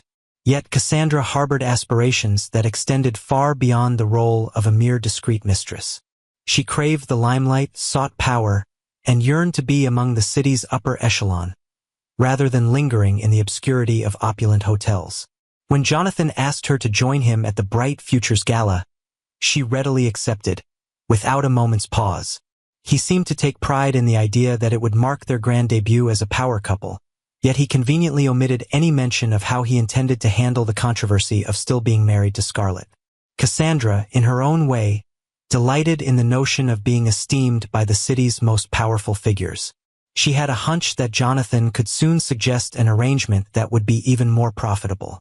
As she stood beside Jonathan on stage, Cassandra Monroe sensed that she had truly reached her destination. The silence of shocked spectators only fueled her sense of self-importance. She was resolute in her intention to leverage this evening to elevate her status within the social hierarchy. What she never saw coming was the unexpected entrance of the very woman she intended to replace, accompanied by one of the rare men in this world capable of eclipsing Jonathan Colton. Long before Jonathan Colton wore bespoke suits and beamed million-dollar smiles for the cameras, he was just John from the outskirts of Oklahoma City. Born to diligent middle-class parents, Jonathan displayed a natural talent for negotiation from a young age.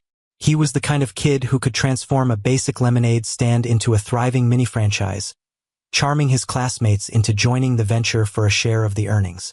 With the aid of scholarships and part-time work, Jonathan gained admission to a respected business school, where his ambition solidified into an unwavering determination. He dove into every competition, became a member of every student business club, and forged connections with unwavering determination.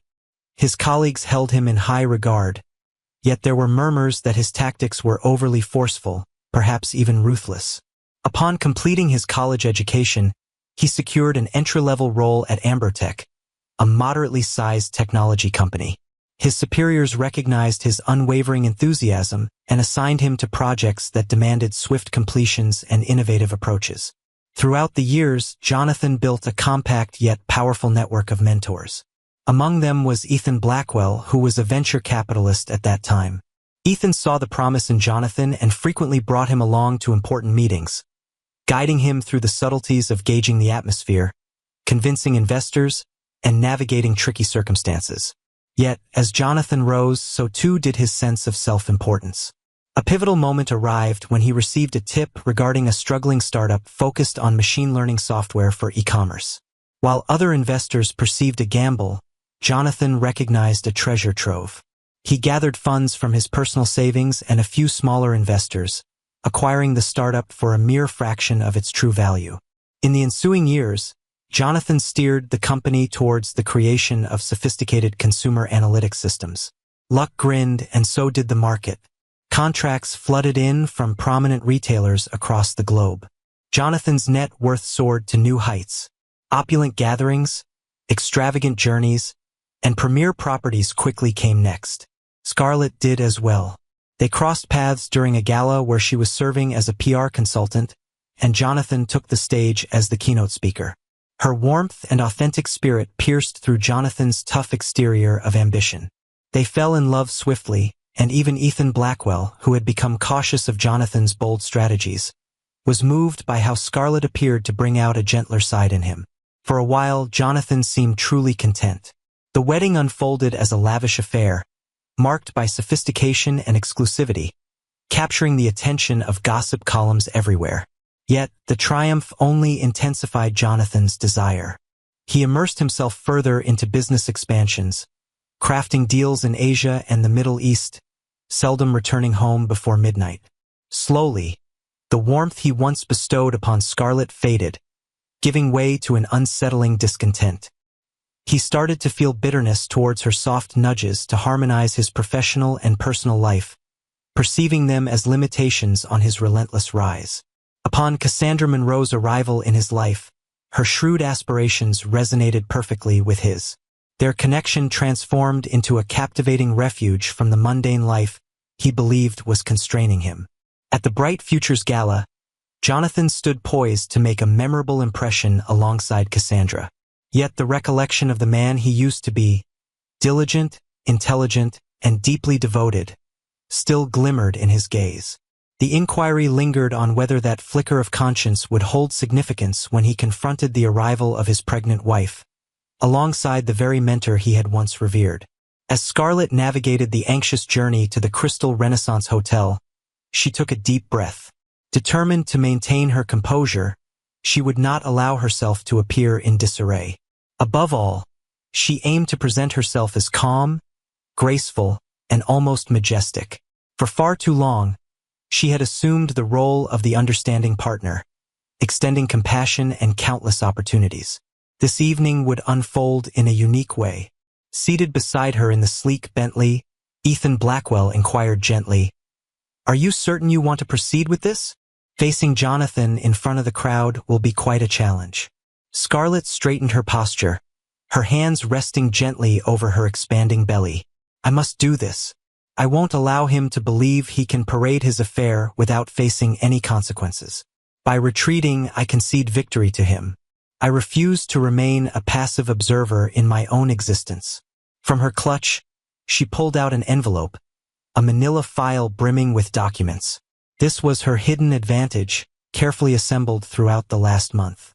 As uncertainties surrounding Jonathan intensified, she engaged a private investigator, not merely to confirm his infidelity, but to delve further into his professional transactions.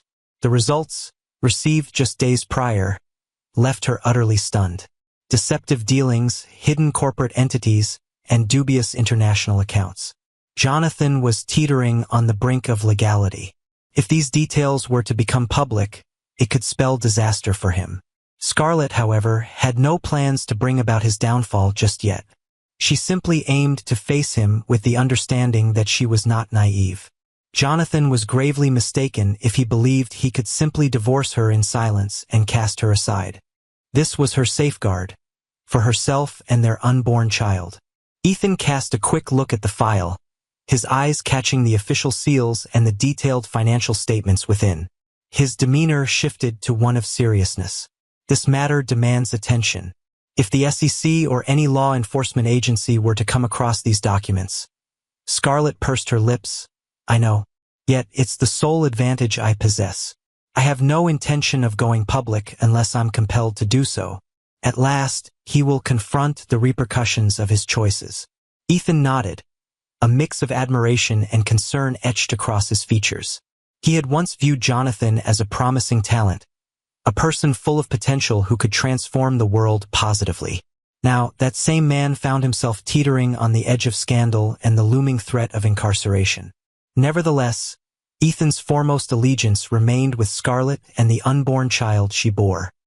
He quietly wished that the confrontation tonight could somehow awaken Jonathan's lost sense of decency. As they arrived at the hotel's entrance, the air was filled with the blinding flashes of paparazzi cameras.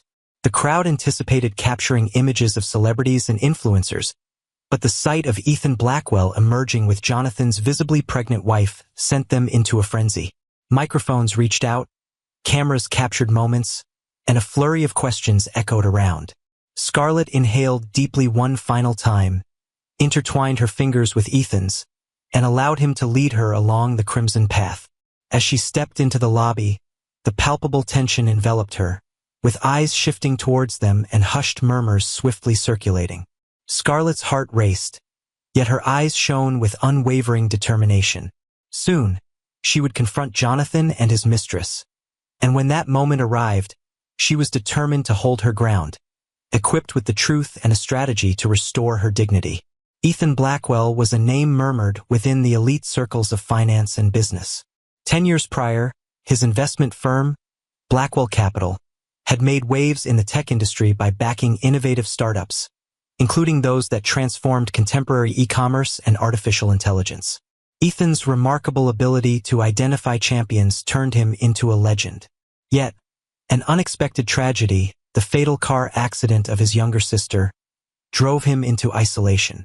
He declared a complete withdrawal from the public eye, shifting his focus to charitable endeavors in far-flung areas of the world. His presence at the Bright Futures Gala took everyone by surprise, particularly in the unexpected role of guardian to Scarlett Colton. Whispers floated through the crowd, speculating whether he and Scarlett shared a romantic connection. Could this suggest a significant partnership in the business realm? Some remembered that Ethan had previously served as Jonathan's mentor, which only intensified the ongoing intrigue.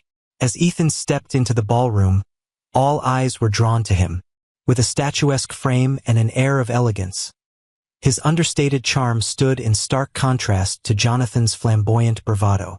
Jonathan exuded the confidence of newfound wealth, whereas Ethan represented timeless elegance. He navigated Scarlett through the throng, gracefully sidestepping inquiries from journalists, his attention unwaveringly fixed on her welfare. Scarlett felt a deep sense of appreciation for his presence. Amidst the tumult of stares and whispers, she sensed a tranquil aura radiating from him. Her previous unease faded away, giving way to a strong resolve. United, they conveyed a striking image of strength, the betrayed wife protected by a formidable companion. Across the expanse of the ballroom, Jonathan and Cassandra found themselves deep in discussion with James Hartford and several prominent investors. As Jonathan noticed Scarlett arriving with Ethan, his assured smile wavered. In an instant, a glimmer of panic danced in his eyes. He bounced back swiftly, forcing a tight smile, yet Cassandra sensed the rigidity in his arm as he held onto her elbow. "Ethan is here?" Jonathan whispered, his voice strained. "Why on earth would he be here?" Cassandra arched an eyebrow. "Who is he to you?" "My former mentor," Jonathan replied quietly. "And that's my wife with him." Ethan's eyes locked with Jonathan's from across the room, offering a courteous nod that hinted at a deeper sense of discontent. Scarlett raised her chin with determination, clearly set on confronting the man who had wronged her. Cassandra swiftly grasped the seriousness of the situation. If Ethan Blackwell was in the mix, this was far from an ordinary domestic disagreement. Jonathan breathed out, dispelling the surprise. He rested a firm hand on Cassandra's waist, then, with an air of feigned indifference, guided her toward the recently arrived pair. A silence enveloped the spectators. The four were positioned close together, an unspoken tempest of tension electrifying the atmosphere. Jonathan, with a forced smile, was the one to break the silence. "Well, Scarlett, I wasn't aware you would be joining us this evening." His eyes flicked to Ethan before returning to her. "And you've brought along quite an esteemed companion." Scarlett's demeanor remained composed, though icy. "Hello, Jonathan. I hope I'm not intruding on your big night." In that moment, Ethan offered a subtle nod to Scarlett, signaling his unwavering support for her, regardless of what was to come.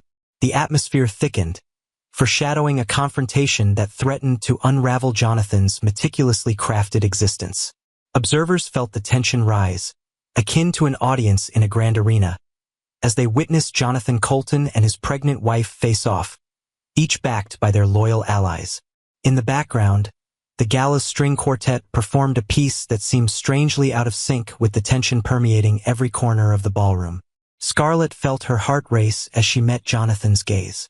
Memories of their wedding day, serene evenings by the fireplace, and the moment they learned she was expecting surged through her mind like powerful waves. Yet the man standing before her now resembled a stranger more than the husband she once adored. Jonathan mustered a charming smile. "Scarlett, you look radiant.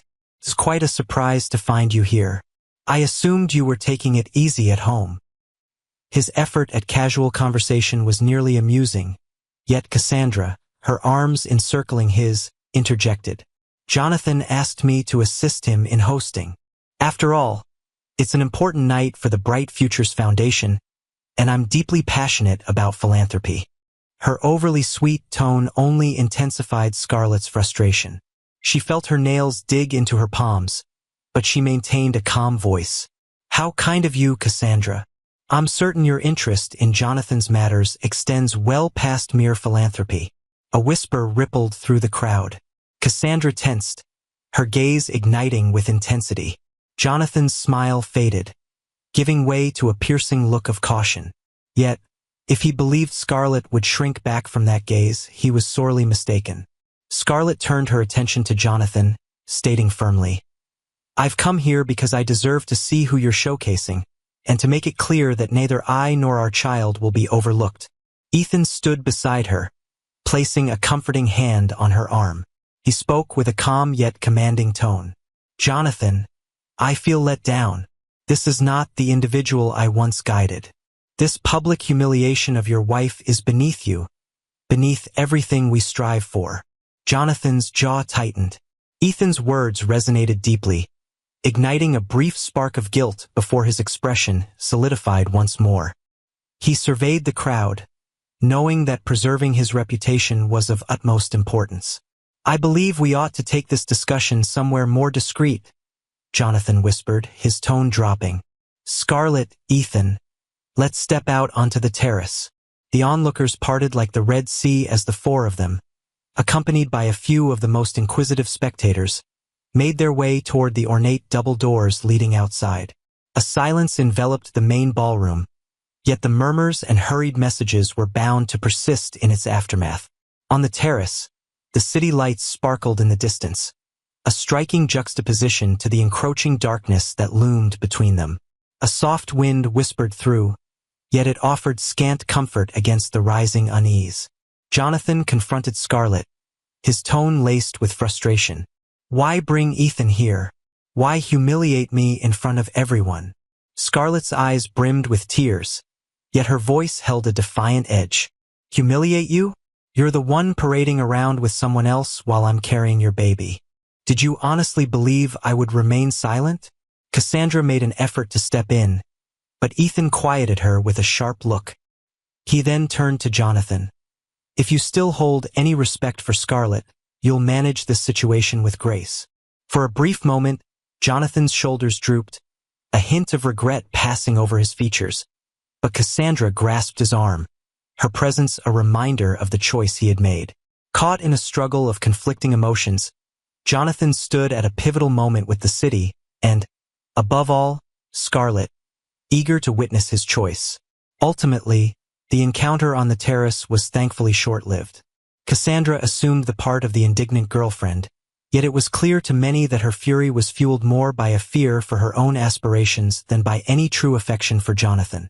Scarlett, on the brink of tears, averted her gaze, determined not to reveal her fragility to the mistress. Ethan guided her away from the terrace, providing a graceful escape from an utterly humiliating predicament. As they re-entered the ballroom, they were met with a surge of inquisitive stares and muted whispers. Scarlett's heart raced, a whirlwind of fury, sorrow, and an unexpected resolve she never realized she had.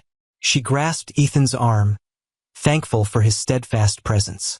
Meanwhile, Jonathan and Cassandra lingered on the terrace, the air thick with unspoken tension. Cassandra hissed, feeling the sting of humiliation.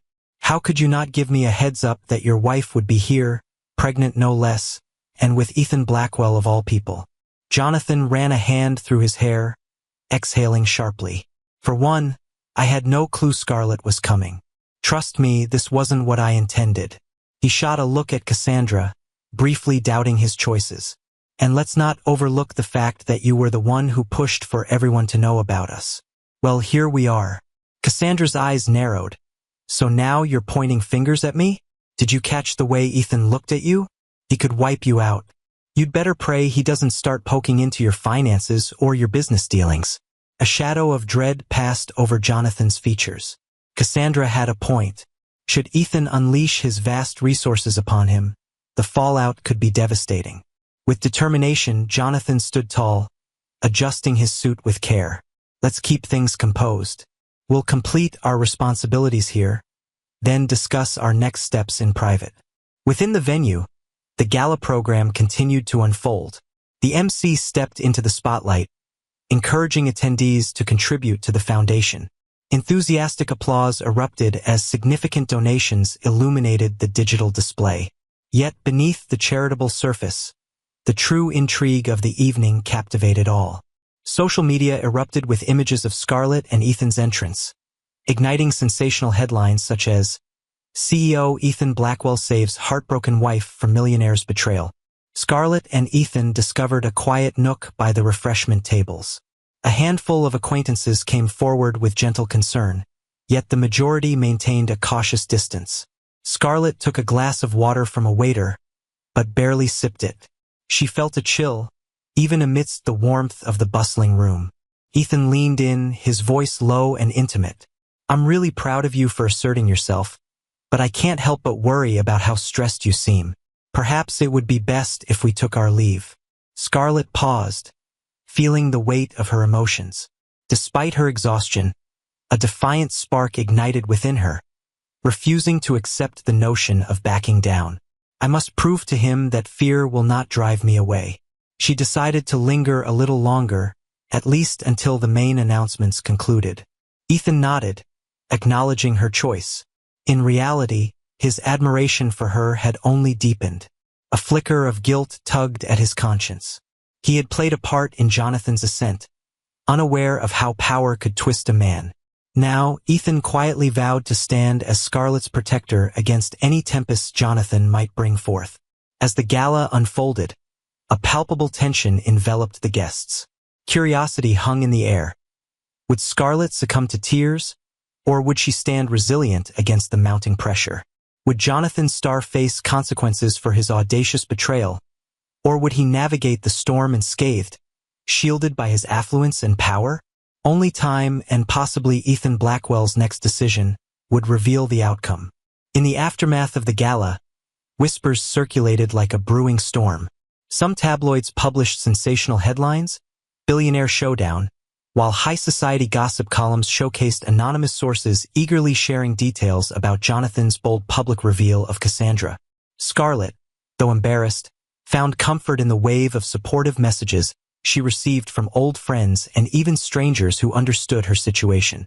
Amid the turmoil, a small group of unexpected allies gathered to support Scarlett. Natalie Cruz, a childhood friend and legal advisor in Jonathan's company, was the first to take action. Following her initial warning call, she intensified her support. Natalie organized a meeting for Scarlett with leading divorce attorneys as a precaution and assisted in gathering additional evidence regarding Jonathan's dubious business practices. Should a legal confrontation arise, Scarlett would be thoroughly equipped. Then there was Marian DuPont, a graceful philanthropist who had guided Scarlett at the beginning of her public relations journey. Marianne had always appreciated Scarlett's kindness and commitment to charitable endeavors. Fuming over Jonathan's blatant disrespect, Marian leveraged her connections within social circles to garner moral backing. She made certain that whenever Jonathan attempted to portray Scarlett as unstable or envious, he faced strong disapproval from influential members of the community. However, the most unexpected ally turned out to be James Hartford, the CEO, who had previously been Jonathan's trusted confidant. After observing Jonathan's public disgrace of Scarlett, James began to reevaluate their friendship. He contacted Ethan, voicing his shock at Jonathan's behavior and suggesting that he could help connect Scarlett with financial professionals who could quietly assess Jonathan's assets, safeguarding Scarlett's interests if she chose to pursue separation. Scarlett was taken aback by this surge of support. Once apprehensive about feeling alone and vulnerable during her pregnancy, she now discovered herself surrounded by a supportive and resourceful circle of friends. It became clear to her that her situation was not as fragile as Jonathan might have believed. In the meantime, Ethan kept in touch consistently. He made his way to Scarlett's estate, ensuring her emotional state and that of the unborn child were well cared for.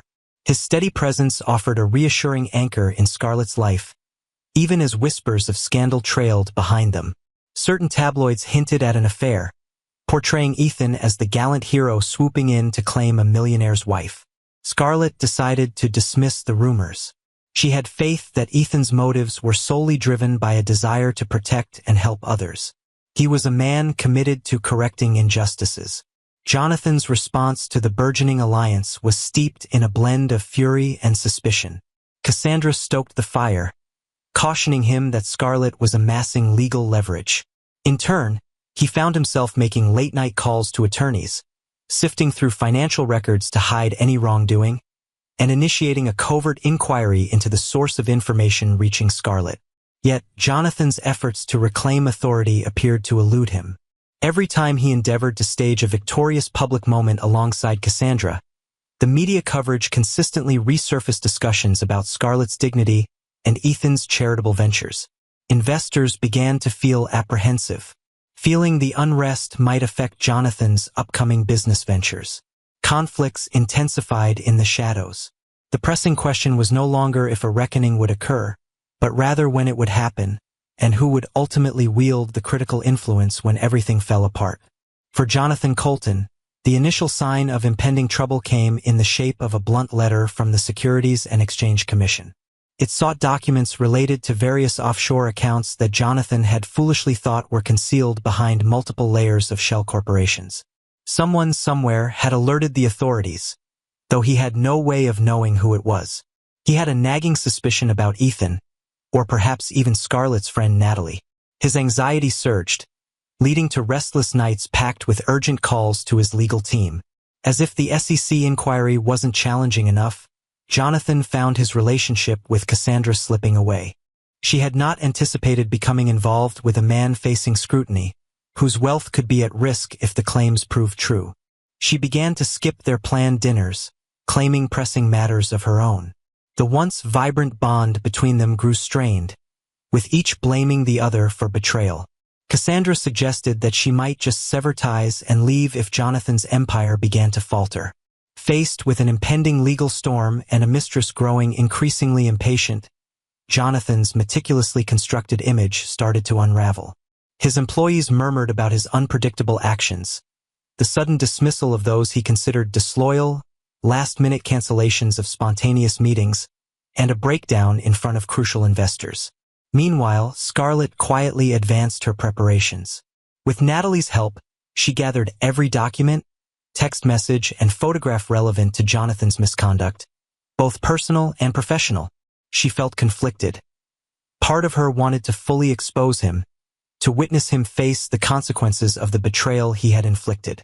Another part, however, recalled the man she had once cherished. She understood that obliterating him entirely would lead to heartbreak for her child, who deserved a father untainted by scandal and incarceration. Yet, the instinct for self-preservation remained of utmost importance. Scarlett directed her legal team to ready a sealed divorce filing. She would only need to proceed if Jonathan declined a reasonable settlement. The future of her unborn child was her top priority. If Jonathan attempted any deceitful tactics, Scarlett would be poised to retaliate. Meanwhile, Ethan leveraged his vast network of contacts to safeguard Scarlett's well-being and tranquility.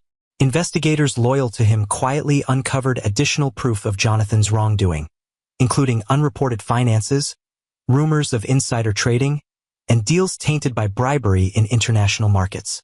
With careful deliberation, Ethan constructed a protective barrier around Scarlett's passions. He never pushed for complete retribution. Instead, he held a steadfast belief in fairness and responsibility. Whispers of Jonathan's decline circulated swiftly.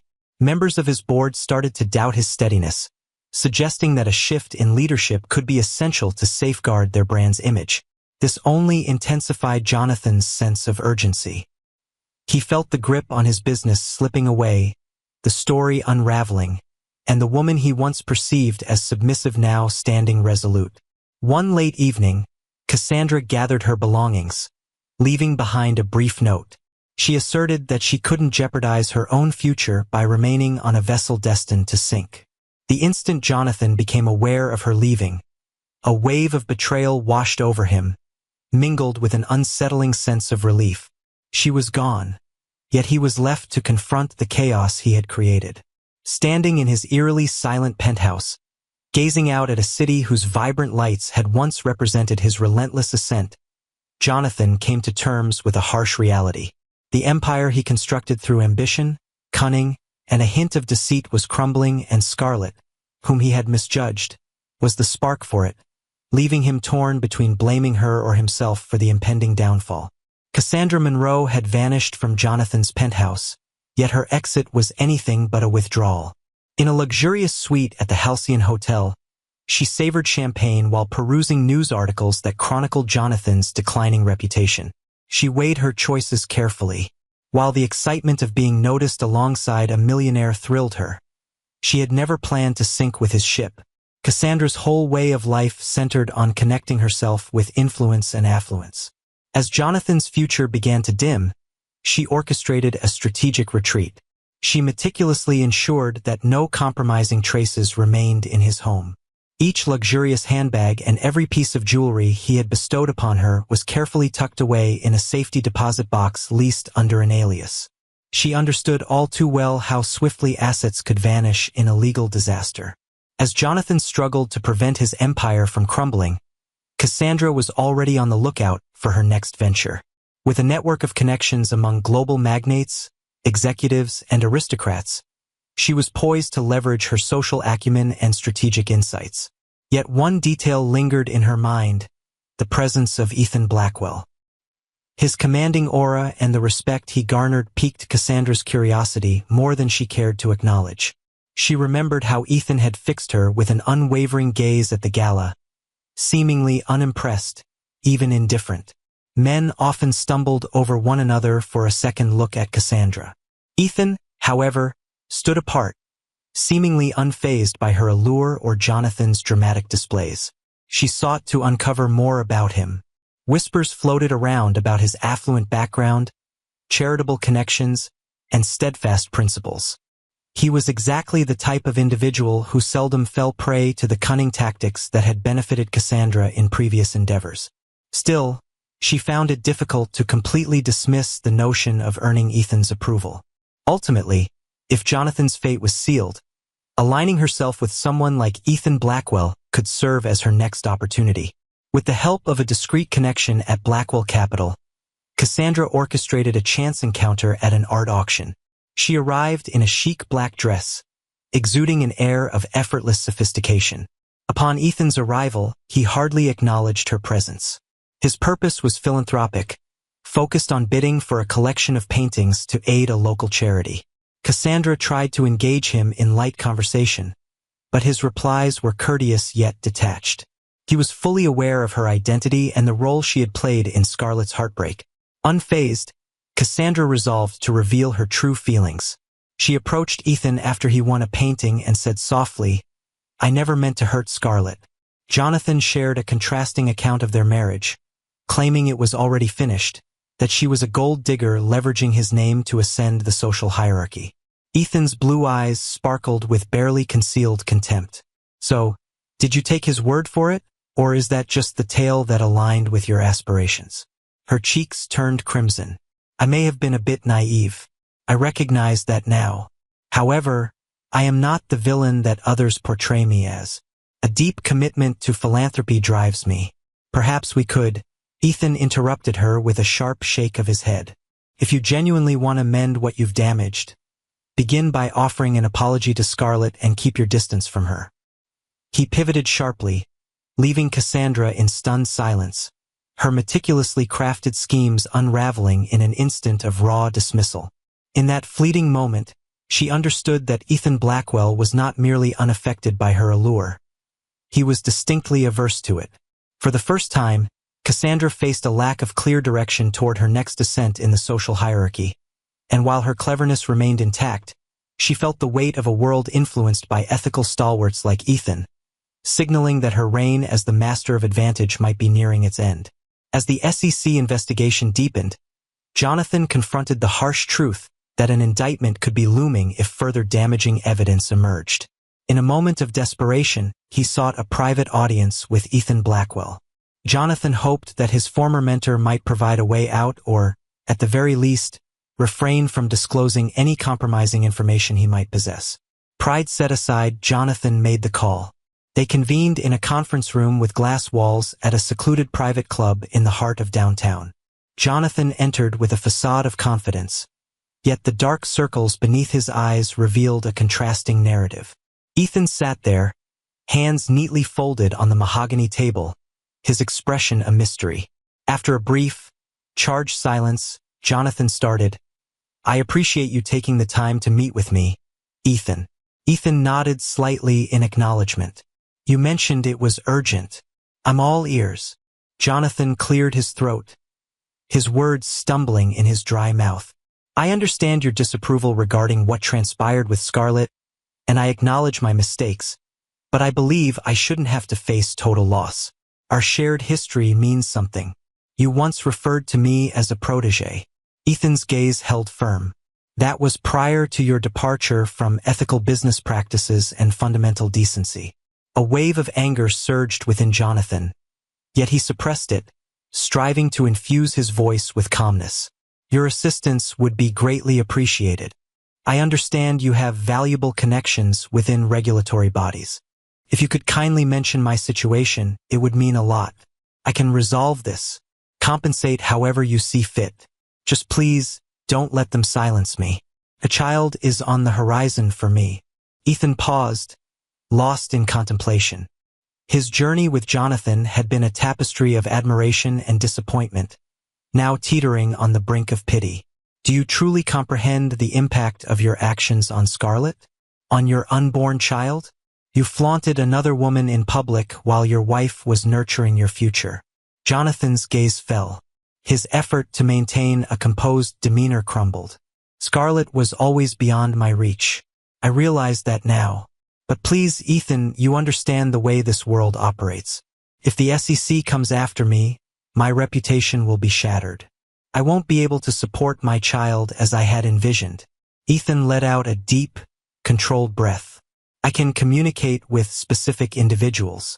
This may provide you with an opportunity to be honest about your offshore activities, but I cannot guarantee that it will absolve you. The law remains unchanged. If you decide to hold back or attempt to game the system, you're on your own. Got it. Ethan reclined in his chair, a brief shadow of sorrow passing over his features. An apology to Scarlett is also due from you. An equitable arrangement for her and the baby is essential.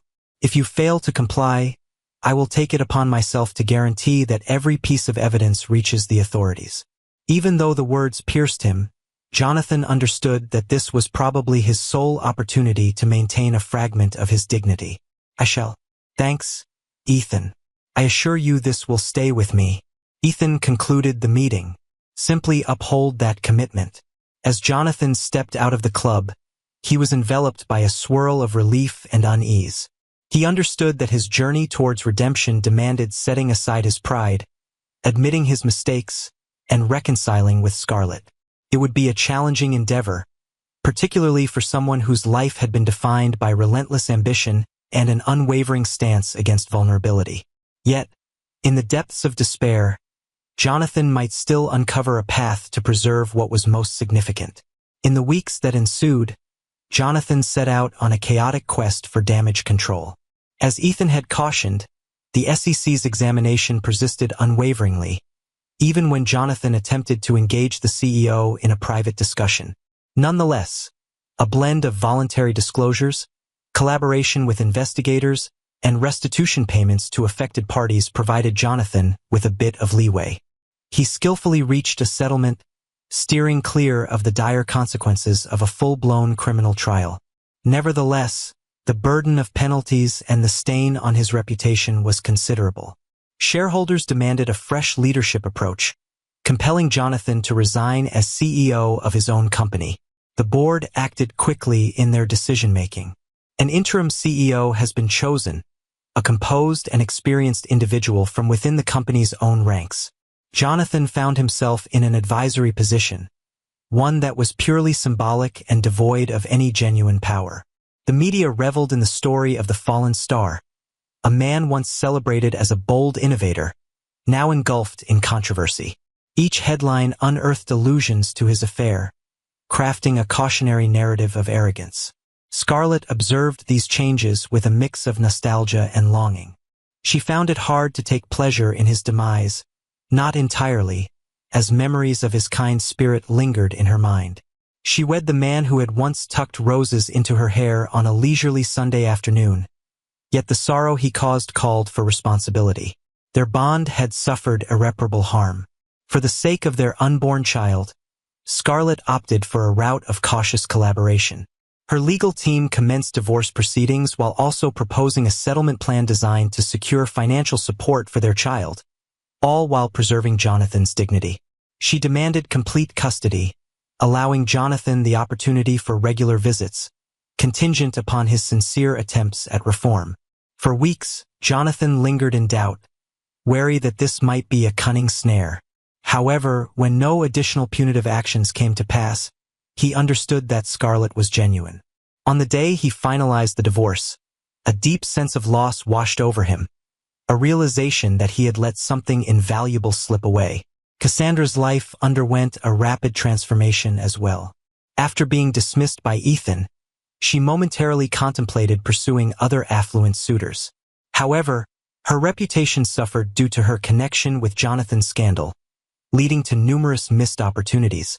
In an effort to restore her reputation, she turned to charitable endeavors, paradoxically relying on the relationships she had forged during her brief time alongside Jonathan. She established a modest foundation aimed at promoting children's literacy, seemingly more of a public relations maneuver. Regardless of its authenticity, it presented her with a chance for a fresh image. As time passed, she attracted a small audience, yet she never recaptured the powerful influence she once wielded in Jonathan's limelight. Ethan Blackwell's position as Scarlett's ally transformed into a more profound connection. At first, it was a bond forged through shared understanding and appreciation. He was captivated by her unwavering strength. She admired his steadfast commitment to integrity. They engaged in an extensive dialogue about philanthropic initiatives, local charities, and creative methods to uplift underprivileged communities. Scarlett uncovered that Ethan's passion for philanthropy was rooted in a personal tragedy. The untimely loss of his sister ignited his wish to foster a more compassionate world. When Scarlett welcomed her daughter Grace Colton Ethan into the world, Colton Ethan was among the first to arrive at the hospital to see her. He presented a modest bouquet of lilies, standing in sharp contrast to the extravagant offerings from others. Scarlett felt a wave of emotion wash over her as the gesture resonated deeply within her. In that serene moment, they both turned their attention to the newborn, a beautiful blend of Jonathan's heritage and Scarlett's unwavering spirit. The purity in Grace's small eyes brought to mind for Scarlett the profound responsibilities that had come to define her life. In the ensuing months, Jonathan endeavored to restore his reputation as a father. Initially during supervised visits, he held Grace with shaking arms, tears welling in his eyes.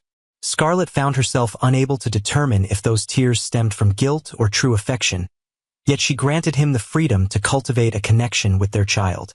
He ceased any additional pleas for reconciliation in their union. Maybe he understood the irrevocable nature of his actions. Instead, he concentrated on restoring a sense of trust with Scarlett, though it was strictly within the framework of co-parenting. There were days that flowed effortlessly, while others felt more challenging. Jonathan embarked on a journey into therapy, a decision that took him by surprise. During these sessions, he wrestled with the childhood insecurities that ignited his unyielding pursuit of achievement. He faced the reality that his pursuit of approval had obscured the emotional turmoil he caused in others, especially Scarlett. The advancement was gradual yet evident. Despite being viewed as an outcast in the business world, Jonathan discovered niches of potential within lesser-known enterprises eager to utilize his expertise. He accepted a consulting position with a tech startup in Seattle, making the journey back to visit Grace on weekends. Scarlett, in contrast, thrived. Released from the confines of a discontented union, she wholeheartedly pursued her artistic endeavors. She collaborated with Marion DuPont to establish a new nonprofit, Project Heart to Heart, dedicated to offering emotional and financial assistance to pregnant women encountering abandonment or domestic strife. The cause struck a profound chord with Scarlett's personal journey. Contributions surged, fueled by support from notable personalities and the philanthropic circles associated with Ethan Blackwell. Unavoidably, whispers circulated regarding the bond between Scarlett and Ethan. Online platforms eagerly pondered the possibility of a romance blossoming between the charitable billionaire and the recently divorced mother. For an extended period, Scarlett opted to remain silent about these rumors, partly uncertain of her own emotions. She held Ethan's friendship in high regard, treasuring the security and insight he provided. However, a fresh spark gradually ignited, one that seemed authentic, rooted in shared respect rather than intrigue and aspiration. On a brisk autumn day, several months after Grace's arrival, Ethan extended an invitation to Scarlett to explore a newly established community center he had financed in an underprivileged area. As they strolled through the corridors, engaged in a conversation about the expansion of childcare facilities and counseling rooms, their hands inadvertently touched. Scarlett glanced up, noticing a warmth in Ethan's eyes that reflected her own growing feelings. In that silent exchange, they recognized the emergence of a deepening connection. They took their time with every decision. Both were acutely conscious that Scarlett was still mending from the wounds caused by Jonathan's betrayals. Ethan exhibited a calm demeanor, permitting Scarlett to dictate the rhythm of their interaction. Their inaugural date unfolded over a humble dinner at a quaint Italian bistro, a world away from the city's flashy venues. For hours, they engaged in conversation over homemade pasta, uncovering common values and a mutual desire for a serene, purposeful existence unburdened by the shallow allure of riches. Amidst the challenges, Scarlett kept her eyes on Grace, resolutely committed to nurturing her daughter with affection and a sense of security. To her astonishment, Jonathan sometimes revealed moments of genuine honesty. One morning, he sent Scarlett a message that said, "I appreciate you allowing me to be a part of Grace's life. I will not let her down as I did with you." The words resonated with Scarlett, though they carried a hint of sorrow for what could have been. The public's intrigue with the scandal eventually waned, giving way to fresh headlines about celebrity antics and political upheavals. Scarlett's tale transformed into a warning etched in memory. The expectant wife, who confronted her wealthy husband's bold treachery, and came out more resilient than ever. In her private moments, her life transcended the notion of a cautionary tale, instead becoming a journey shaped by compassion, resilience, and hope. The concluding chapter of Jonathan's decline lingered in the air, imparting wisdom to all who were part of the tale. Cassandra realized that there are boundaries to opportunism, particularly when faced with a strong moral foundation like Ethan's.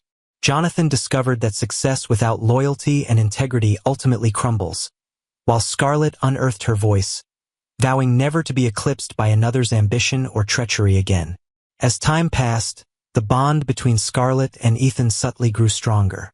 As Grace took her first steps, Ethan stood by, celebrating with the same exuberance as Scarlett.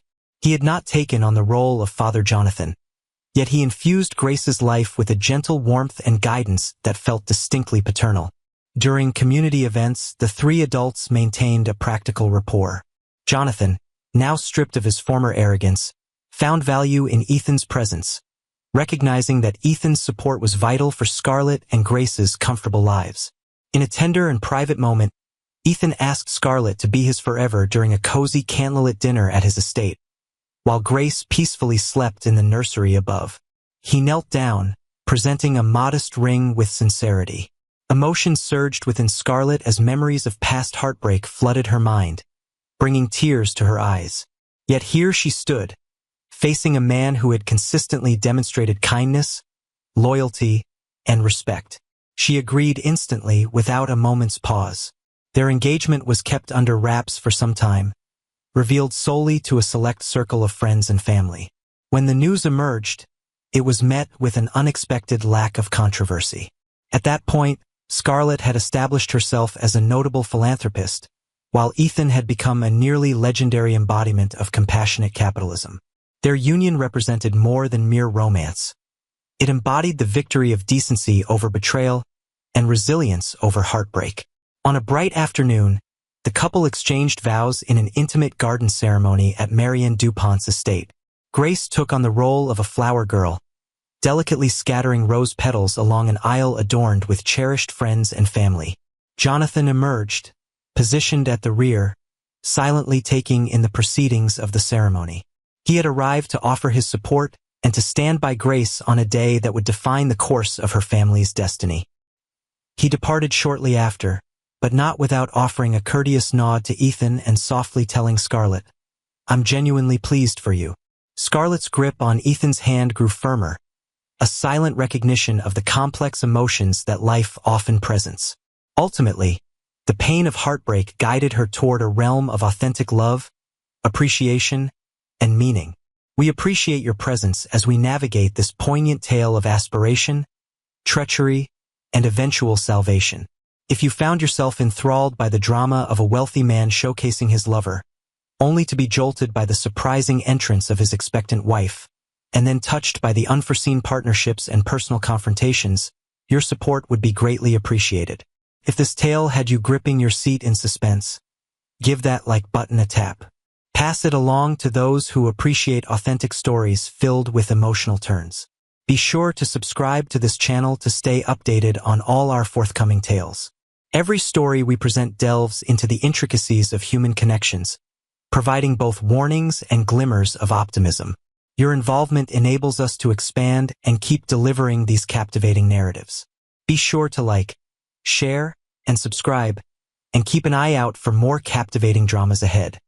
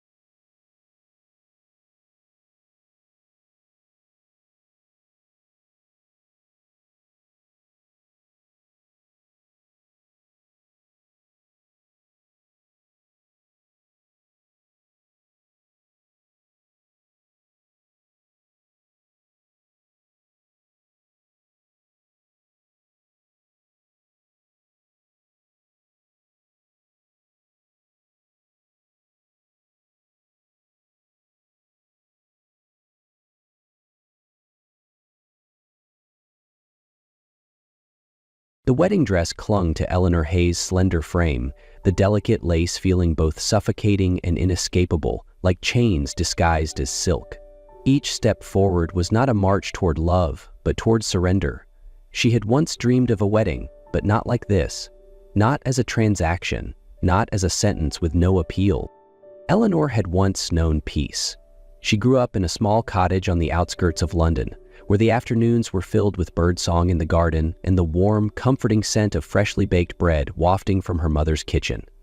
She remembered the way her mother would smile, flour dusting her hands as she guided Eleanor through kneading dough. But all of that disappeared the day her mother died. Her father, Arthur Hayes, had once been an ambitious businessman, but luck had never been on his side. Failed investments, miscalculated risks, and relentless creditors had pushed their family into a chasm of debt. The man who had once been strong and proud was now frail and defeated, weighed down by desperation. And when Sebastian Cole, the CEO of Cole KQ, a multi-billion-pound financial empire, offered to erase those debts in exchange for Eleanor's hand in marriage, Arthur had no choice but to accept. And so she found herself here, standing in the grand halls of St. Vincent's Cathedral, surrounded by London's elite, their eyes filled with curiosity, judgment, and disdain. The towering stone walls and high-arched ceilings loomed above her, as if she were being sealed inside a tomb. "Another one of the Cole family's business arrangements," someone whispered. "Look at her, wrapped up like a product ready for delivery." At the end of the aisle, Sebastian Cole stood tall, unmoving. Impeccable in his tailored black suit, his features were sharp, controlled, an unshakable force of power. But his dark eyes did not meet hers. To him, this was nothing more than a deal to be finalized. The priest's voice resonated through the grand cathedral. "Sebastian Cole, do you take Eleanor Hayes to be your lawfully wedded wife, to love and cherish in wealth or poverty, in sickness and in health, until death do you part?" A long silence stretched. Eleanor held her breath. A flicker of desperate hope surfaced.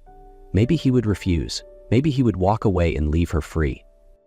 But then his deep, unwavering voice shattered that illusion. "I do." 2 words. Cold, final, like the slamming of a steel door. The priest turned to Eleanor, sympathy hidden in his aged eyes. "Eleanor Hayes, do you take Sebastian Cole as your husband?" Her gaze drifted to her father. Arthur sat hunched in the front row, his hands clenched, shoulders trembling. If she refused, he would lose everything. He might even go to prison. Her throat tightened, but there was no choice. "I do." Sebastian slid the ring onto her finger, the touch impersonal, mechanical. "You may now kiss the bride." Sebastian leaned in, his lips barely brushing her cheek, distant, indifferent, simply fulfilling the ritual. Scattered applause filled the church, hollow and rehearsed, like the end of a play everyone already knew the script to. Eleanor gripped her bouquet tighter, willing her hands not to shake. Sebastian strode out first, never once looking back. Eleanor followed, stepping into the waiting black Bentley, knowing that from this moment on, her life would no longer be her own. The Bentley's door shut with a sharp finality, sealing Eleanor Hayes inside a silence she didn't know how to break. Her fingers curled around the fabric of her wedding dress, holding onto it as if it were the only thing grounding her. Beside her, Sebastian Cole remained a statue, still, unreadable, detached.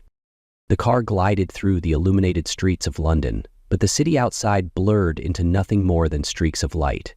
She barely noticed when the car pulled up before a towering skyscraper, Sebastian's estate. She followed him inside, through a grand marble lobby where crystal chandeliers sparkled like distant stars. Opulent, breathtaking, yet void of warmth. Sebastian said nothing. Instead, he turned to the butler, a stern-looking man whose expression remained impassive. "Take her to her room." His voice was deep, firm, dismissive, like he was speaking of a guest, not his wife. Eleanor followed the butler down a long corridor. Every door they passed was shut, sealing away whatever lay behind them. When they reached a room, the butler pushed open the door, revealing a grand yet lifeless space. A vast bed dressed in pristine white sheets, an empty wardrobe, a window that overlooked London's sleeping skyline. "Master Cole wishes for you to rest here," the butler stated before leaving her alone. Eleanor sat on the edge of the bed, feeling the weight of the night press down on her. She was his wife, yet from the moment she stepped inside this house, she had been pushed aside like an outsider. She had no idea how long she sat there before the door suddenly creaked open.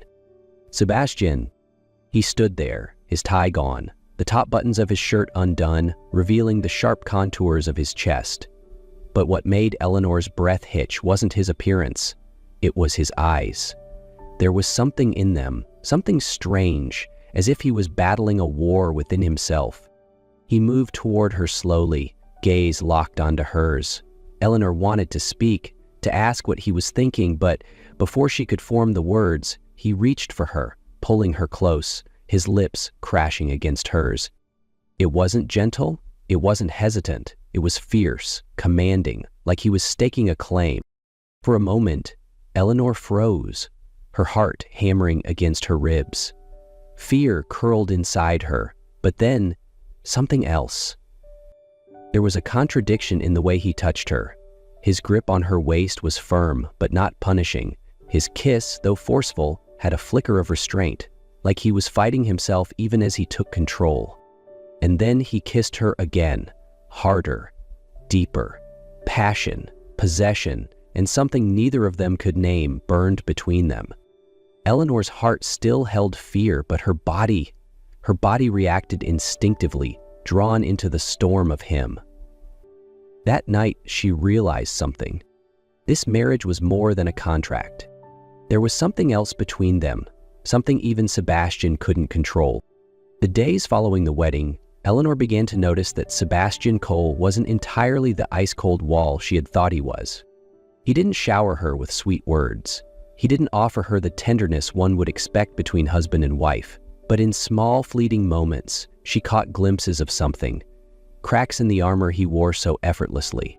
One morning, Eleanor woke up in her vast, empty room and noticed something resting on the wooden bedside table. A book, Jane Eyre. Her fingers brushed over its aged pages, the familiar scent of paper filling her senses. In the corner of the first page, a short note was scribbled in handwriting she instantly recognized. "For you, Sebastian." She froze. She had mentioned this book once in passing during their first night together. A simple remark about how she admired stories of love and resilience, of women who fought against the world. She never thought he had been listening. Yet here it was. She wanted to ask him about it, but when she saw Sebastian that morning over breakfast, he simply shrugged. "It's nothing." His voice was indifferent as he sipped his coffee, as if the gesture meant little. But to Eleanor, it meant everything. And then the small changes continued. One morning, she stepped into the kitchen and was immediately met with the smell of something. Burnt? She turned the corner and nearly stopped in disbelief. Sebastian stood at the stove, his sleeves rolled up, a pan in his hand. On the counter sat 2 very burnt pieces of toast and an overcooked egg. He glanced at her, then exhaled. "I'm not good at this," he muttered, setting the pan down, and yet he still pushed the plate toward her, as if waiting for her reaction. Eleanor hesitated, then picked up a piece of the burnt toast and took a small bite. The bitterness spread across her tongue, but still, she smiled. "Not bad," she lied. And for the first time, the very first time, she saw the faintest twitch of a smirk at the corner of his lips. It kept happening, little by little, like slow drops of water eroding the cold distance between them. One evening, when Eleanor attended a high society gala, she overheard whispers behind her back, mocking murmurs from the women of London's elite. She expected Sebastian to ignore it. Instead, he reached for her hand. His grip was firm, protective, as he turned to the group, his gaze sharp. "She is my wife." His voice was low, commanding, "and I won't hear another word about it." Eleanor stared down at their intertwined hands. Warm, unwavering. For the first time, she found herself wondering, did Sebastian care for her? Even just a little? Happiness, if it had ever existed, was nothing more than a fleeting illusion, slipping through Eleanor's fingers like smoke. She had grown used to the small changes in Sebastian Cole, the quiet, unspoken ways he showed he cared. Sometimes, she even allowed herself to believe that maybe They could build something real between them. But all of those fragile hopes shattered in a single day. That morning, Eleanor woke to an eerie silence. When she stepped into the living room, she found Sebastian standing by the window, his face carved in stone. Opposite him stood Vincent Holloway, a man with sharp eyes and an even sharper smile. "I warned you, Sebastian," Vincent smirked. "No one stays on top forever. I simply made sure you fell faster." Sebastian didn't react. His silver eyes remained locked onto Vincent. But Eleanor could see the tension in his clenched fists. "Get out of my house." Sebastian's voice was razor sharp. Vincent chuckled. "It won't be your house for much longer." And he wasn't lying. Within an hour, the news spread like wildfire. Cole Q under investigation for financial fraud.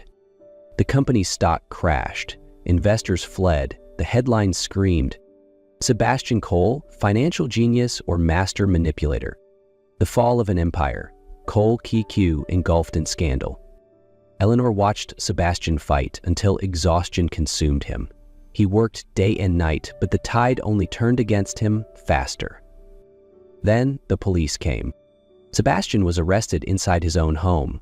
Eleanor stood frozen as they placed handcuffs around his wrists, dragging him away before she could even breathe. "Eleanor, believe me." His voice was low, urgent. But she could do nothing. Days later, everything was gone. His wealth, his empire. Their home. With no other choice, Eleanor packed what little she had left and returned to her father's house. The small cottage on the outskirts of London hadn't changed, but her father had. Arthur Hayes was no longer the strong, ambitious man she remembered. Years of financial struggles had left him frail and weary. He could no longer work, his hands too weak to hold a pen, his once sharp mind dulled by age and stress. Now, it was Eleanor's turn to take care of him.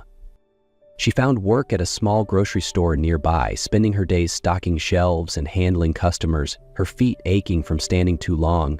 But she endured it, because she had no choice. And then, on a cold winter afternoon, she gave birth. A baby boy with Sebastian's blue-gray eyes, his tiny fingers curling around hers as if he already knew how much she had suffered. She named him Gilbert. Holding him close in the dim light of her father's worn-down home, she whispered a quiet promise. "We will wait for your father to come back." No matter how long it took. Time moved slowly. Each day, Eleanor woke before sunrise, working long hours at the grocery store. Her hands were rough, her body exhausted, but she had no time to dwell on it.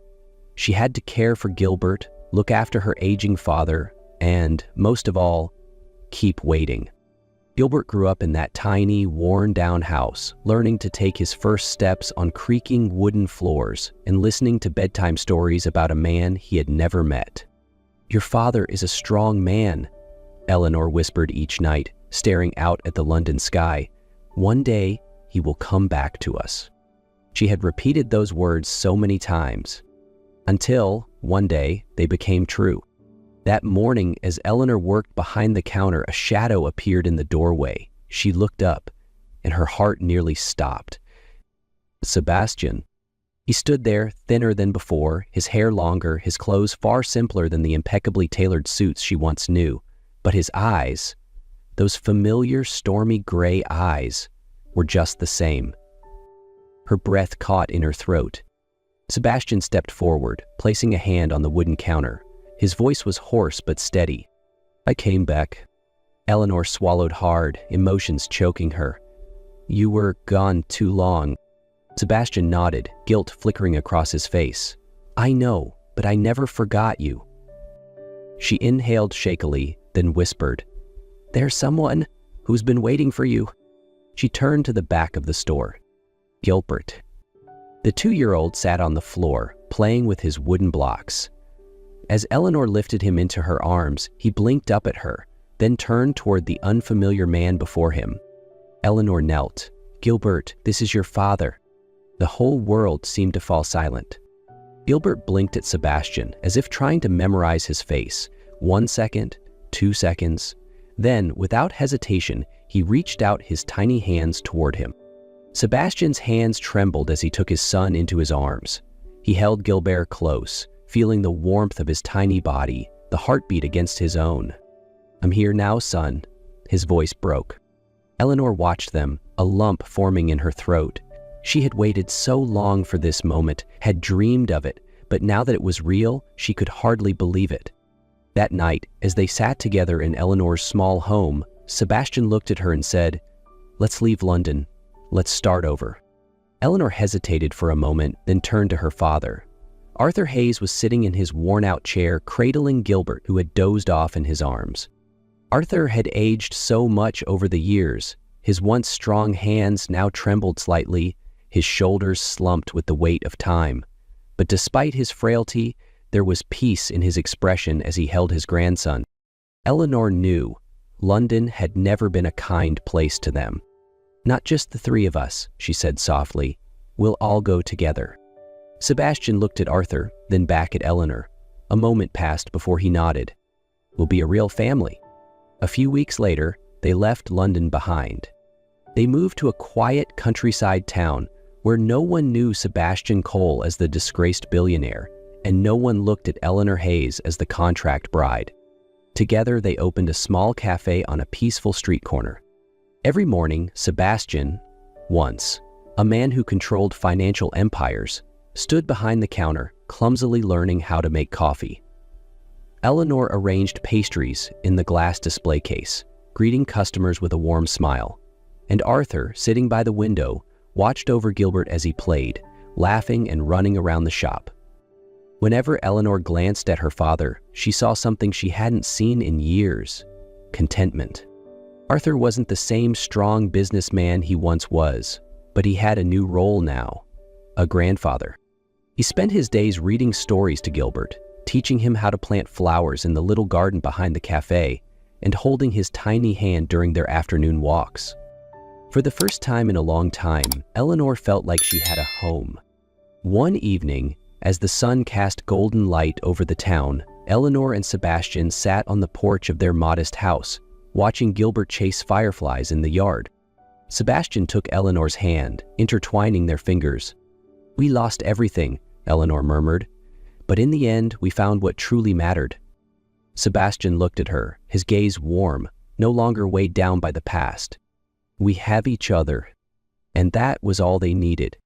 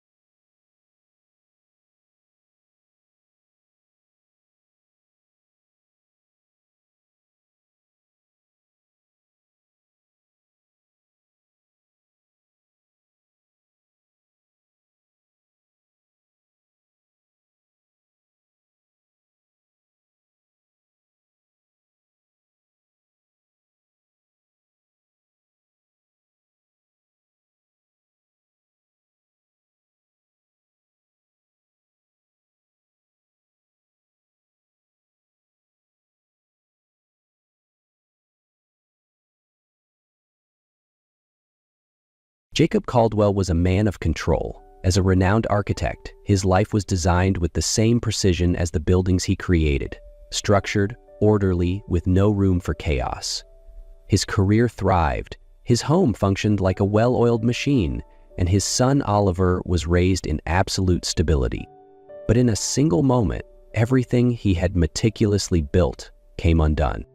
As he passed by the large window of his home, Jacob's gaze froze. Out in the garden, his 12-year-old son Oliver was dancing. But he wasn't alone. Standing beside him, guiding his every movement, was Sophia Bennett, the family's housekeeper, a woman Jacob had barely given a second thought to since she started working 6 months ago. Jacob blinked, convinced his mind was playing tricks on him, but no, Oliver was truly dancing.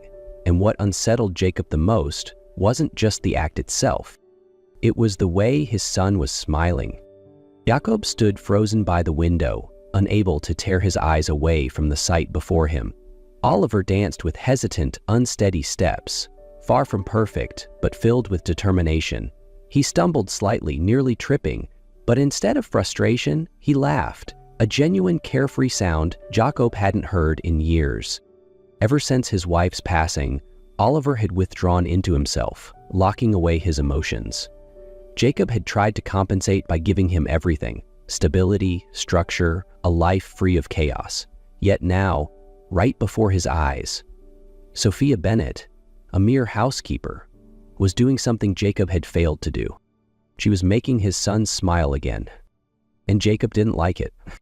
Sophia moved with an elegance that didn't belong to a housekeeper.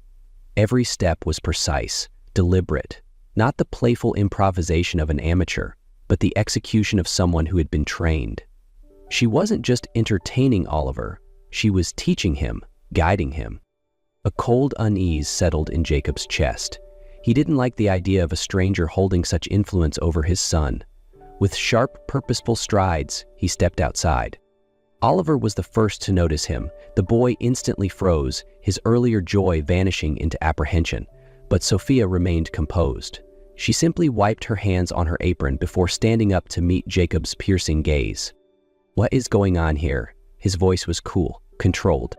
Oliver lowered his head, unable to answer. But Sophia, unwavering, met Jacob's stare without hesitation. "We were practicing, sir," she said simply. "Practicing what?" "Your son wants to learn how to dance," Jacob turned to Oliver. "Since when?" The boy hesitated for a moment before murmuring, "For a while now." A sharp pang of guilt struck Jacob's chest. Why hadn't he noticed? Jacob stared at his son, an unsettling frustration curling in his chest. Why had Oliver never told him? "And why didn't you tell me?" His voice was low, firm, not raised but heavy with unspoken authority. Oliver only shrugged, his small shoulders sinking slightly under the weight of his father's gaze. Before he could respond, Sophia spoke, her tone calm but unwavering. "Because he had no one to practice with." Jacob turned to her, narrowing his eyes. There was something in her voice, something steady, unshaken, that irritated him. "That's not your job," he stated coldly. Sophia didn't flinch. "No, it isn't." "Then why are you doing it?" She folded her arms, her expression unreadable. "Because he asked me to." Jacob looked back at Oliver. "Is that true?" Oliver nodded, though his eyes held a flicker of hesitation. A heavy silence stretched between them. Jacob inhaled slowly, trying to contain the irritation gnawing at the edges of his composure. He had no logical reason to be this bothered, yet he was. Something about this entire situation felt off. Jacob wasn't the kind of man who ignored his instincts. In business, they had never failed him, helping him build an empire on knowing when something wasn't as it seemed. And right now, those same instincts told him Sophia Bennett was not just a housekeeper. Without another word, Jacob turned and walked back into the house. Yet as he stepped inside, he cast a glance over his shoulder, just in time to see Oliver lean in and whisper something to Sophia. She tilted her head, responding in a voice too soft to hear. Oliver let out a small, conspiratorial smile. A chill ran down Jacob's spine. There was more to this than met the eye, and he was determined to uncover it. Jacob sat in his office, fingers steepled beneath his chin, his eyes locked onto his computer screen. Before him was everything he could find on Sophia Bennett, or at least everything publicly available. She was 29 years old, hired as his housekeeper 6 months ago. No criminal record, no suspicious history. Everything about her seemed perfectly normal. Too normal. Someone who could teach Oliver to dance like that couldn't be just a housekeeper. A thought nagged at the back of his mind, a single word that had haunted him ever since he saw her move. Dancer. His fingers moved quickly across the keyboard. Sophia Bennett Ballet. At first, nothing. Then, buried beneath old articles, he found it. Young ballet prodigious appears without a trace. Jacob's pulse quickened as he clicked the link. A photograph loaded. A young woman in a pristine white ballet costume, standing on a grand stage, arms poised in perfect form. It was Sophia.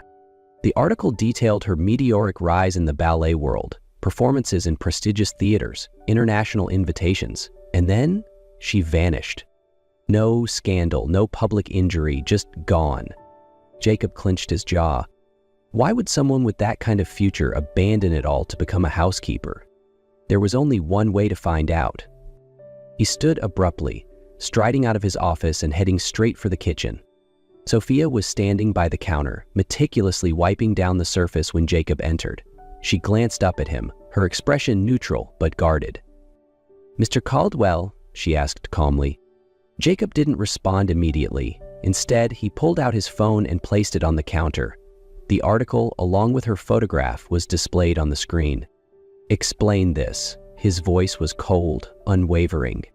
For the first time since meeting her, Jacob saw a flicker of surprise cross Sophia's face. It was brief, but it was there. She looked at the screen, then back at him. "You've been searching for me." Her tone wasn't angry, just matter of fact. Jacob folded his arms. "I don't like mysteries in my home."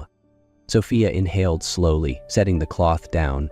For a moment, he thought she might refuse to answer, but after a long silence, she spoke, her voice quieter than before. "I was a dancer, a long time ago." Jacob narrowed his eyes.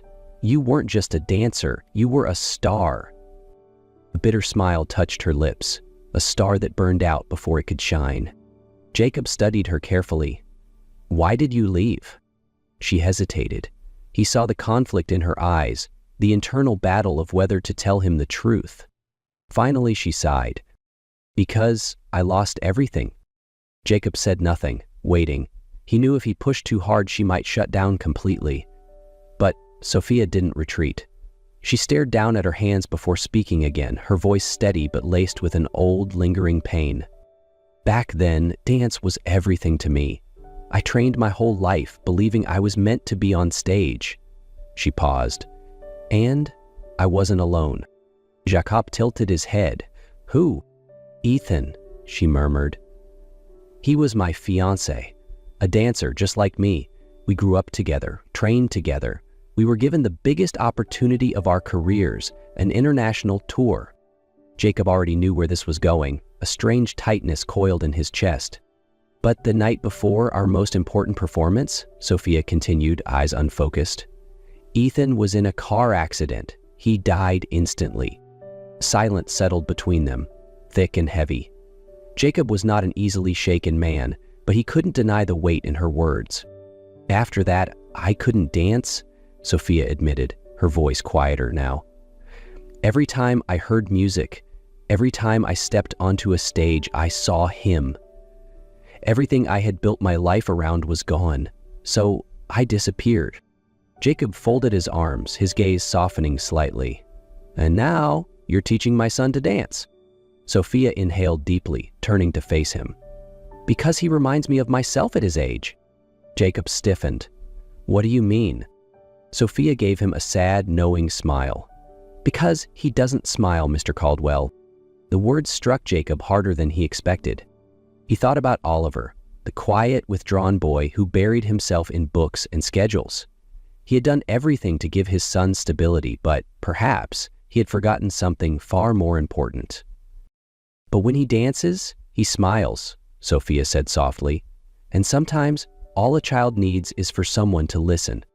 Jacob turned away slightly, jaw tight. It took him a moment to speak again, his voice quieter than usual. "So, what do you plan to do?" Sophia studied him carefully. "You mean, will I force him to dance like it's some magical solution?" She shook her head. "No, I just want him to feel something again. The rest is up to him." Jacob remained silent, thoughts colliding in his mind. He had spent years priding himself on control, his work, his home, his family. But maybe, just maybe, he had been blind to the most important thing of all. Finally, he exhaled. "Oliver wants to compete in a dance tournament." Sophia didn't look surprised. "I know." Jacob met her gaze, his own sharp and unwavering. "I don't want to see my son fail." Sophia's lips curved slightly, a knowing look in her eyes. "And I don't want to see him give up before he's even tried." Jacob stood by the doorway, silently watching. In front of him, Sophia Bennett was no longer the quiet housekeeper. She had transformed into a true coach, strict, patient but relentless. Oliver stood in the center of the practice room, sweat beading on his forehead.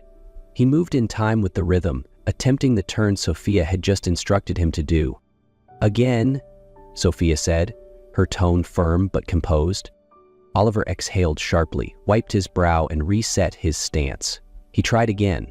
Still not perfect. Again. Jacob felt a tightness in his chest as he watched Oliver repeat the same motion over and over. But what surprised him most was that his son never complained. Oliver wasn't the hesitant boy he once was. He kept trying. He wanted to get better. "Good," Sophia nodded when Oliver finally completed the spin correctly. "But you can do even better." Jacob observed her closely, intrigued by the way she trained his son. Sophia didn't coddle Oliver. She didn't give him easy praise. She pushed him. She challenged him. And Oliver rose to that challenge. As time passed, the training intensified. Long evenings, endless repetitions, sweat-soaked floors. But Oliver never quit.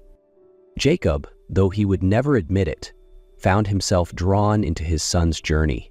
He attended most training sessions, standing quietly in the corner, watching every move Oliver made.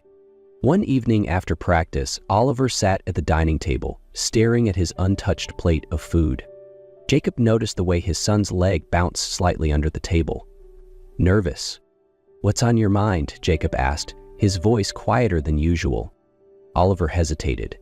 "There's another dancer in the competition. His name is Liam Parker." Jacob nodded, waiting. Oliver bit his lip. "He's won 2 years in a row. He messaged me today, told me I don't stand a chance." Jacob studied his son, then spoke slowly. "Do you know why he's saying that?" Oliver shook his head. Jacob leaned forward, his voice steady. "People only try to break you down when they see you as a threat." Oliver's eyes widened slightly, something shifting in his posture. "You really think so?" Jacob nodded firmly. "I know so." For the first time in their conversation, Oliver smiled. Small, but determined. "Then I'll prove him wrong." Jacob exhaled, watching his son. Oliver wasn't the same boy he once was. The backstage area buzzed with nervous energy. Young dancers stretched, whispered with their coaches, mentally preparing for their performances. The air was thick with anticipation. Oliver Caldwell stood among them, adjusting the straps on his dance shoes. No matter how much he had trained, his palms were still slick with sweat. He wasn't afraid to dance. He was afraid to fail. Jacob stood a few feet away, arms crossed, watching his son. For the first time in his life, he felt powerless. He had built a life around control, around ensuring everything went according to plan, but today there was no plan. Today, Oliver had to step onto that stage alone. A hand landed gently on Oliver's shoulder. Sophia stood beside him, calm and unwavering. "Breathe," she said simply. Oliver inhaled deeply, his nerves settling ever so slightly. "You've done everything you can," Sophia continued. "Now, all that's left is to dance." Jacob watched from a distance, an unfamiliar feeling creeping into his chest. There was something between them, something he couldn't quite reach. He clenched his jaw. Now wasn't the time for reflection. Next on stage, Oliver Caldwell. Oliver swallowed hard and turned. His eyes met his father's, searching, questioning, for reassurance, for approval. Jacob gave a single nod. "Go." Oliver took a deep breath and stepped onto the stage. The lights were blinding. The silence in the audience pressed against him like a weight. What if I forget? What if I fall? Then he saw them. His father sat in the front row, watching, not with judgment, but with something steady, real. Beside him, Sophia gave the smallest nod. The music began. Oliver let go. He moved without thinking, each step flowing into the next, not just with technique, but with feeling. The very thing Sophia had taught him mattered most. Then came the hardest part, a turn into a leap, one he had failed more times than he could count. His breath hitched. For a split second, doubt crept in. What if I fail? What if Santiago was right? His heart pounded. But then he saw them, his father and Sophia, their eyes filled not with expectation but unwavering belief. Something inside him steadied. He took a breath, pushed off the floor. Time slowed, and then he landed. Light, steady. The music stopped. A second of silence. Then the applause erupted.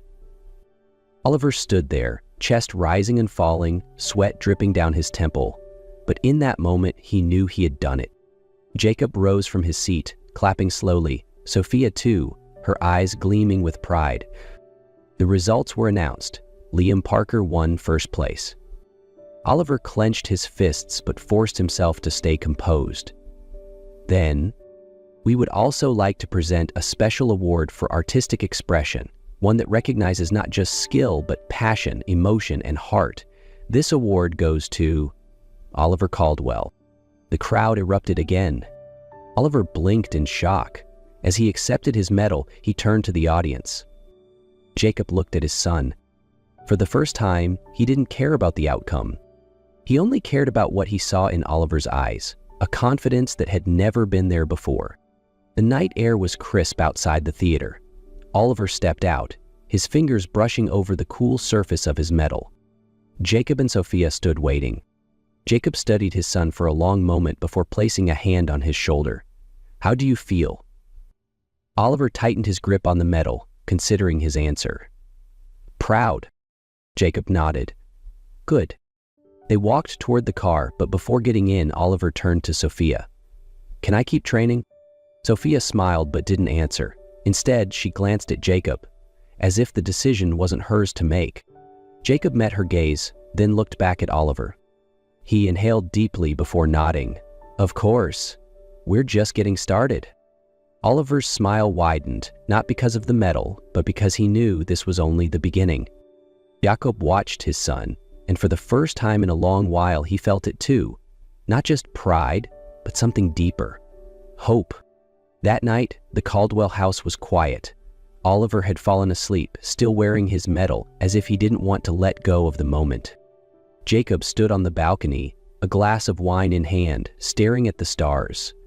But his mind wasn't on the night sky. He was thinking about Sophia. Soft footsteps echoed behind him. He turned to see her standing there, wrapped in a light coat, her hair cascading over her shoulders.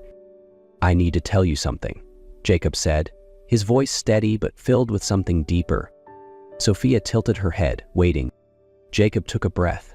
"For years I believed that control was the key to happiness, that if I planned everything perfectly, I could protect the people I love. But then you came along, and you proved me wrong in the most beautiful way." He set down his glass and stepped closer. "You helped my son find himself again. But it wasn't just Oliver, it was me too." Sophia opened her mouth to respond, but Jacob gently took her hand. "I never knew what I was missing until you." "I love you, Sophia." Her eyes widened, not with fear, but with something else. Jacob slowly knelt down, pulling a small velvet box from his pocket. "Be a part of this family. Let me protect you, the way you've protected Oliver." Sophia stared at him for a long moment, her heart pounding. 1,000 thoughts raced through her mind: fear, hope, disbelief. She had spent years running, believing she had lost everything. But now, standing here, looking into Jacob's eyes, she realized something. She wasn't lost anymore. She had found a home. Her lips trembled before curving into a real, deep, emotional smile. "Yes!"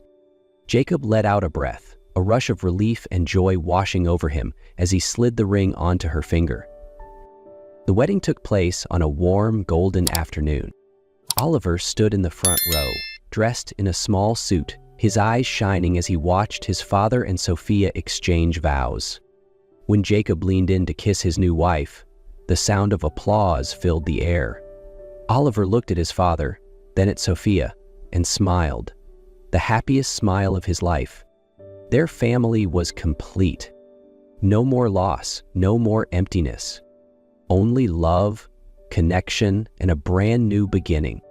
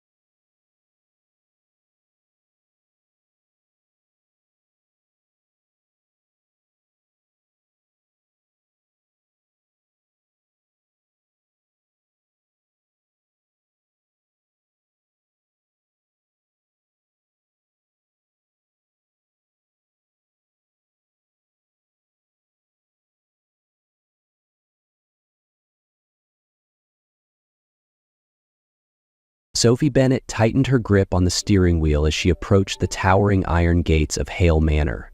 The sprawling estate was unlike anything she'd ever seen, a world apart from the modest apartment she shared with her 8-year-old daughter, Lily. The job offer had been a miracle. Personal assistant to Nathan Hale, the elusive founder of Hale Technologies. The salary promised a stability Sophie had only dreamed of, but there was more.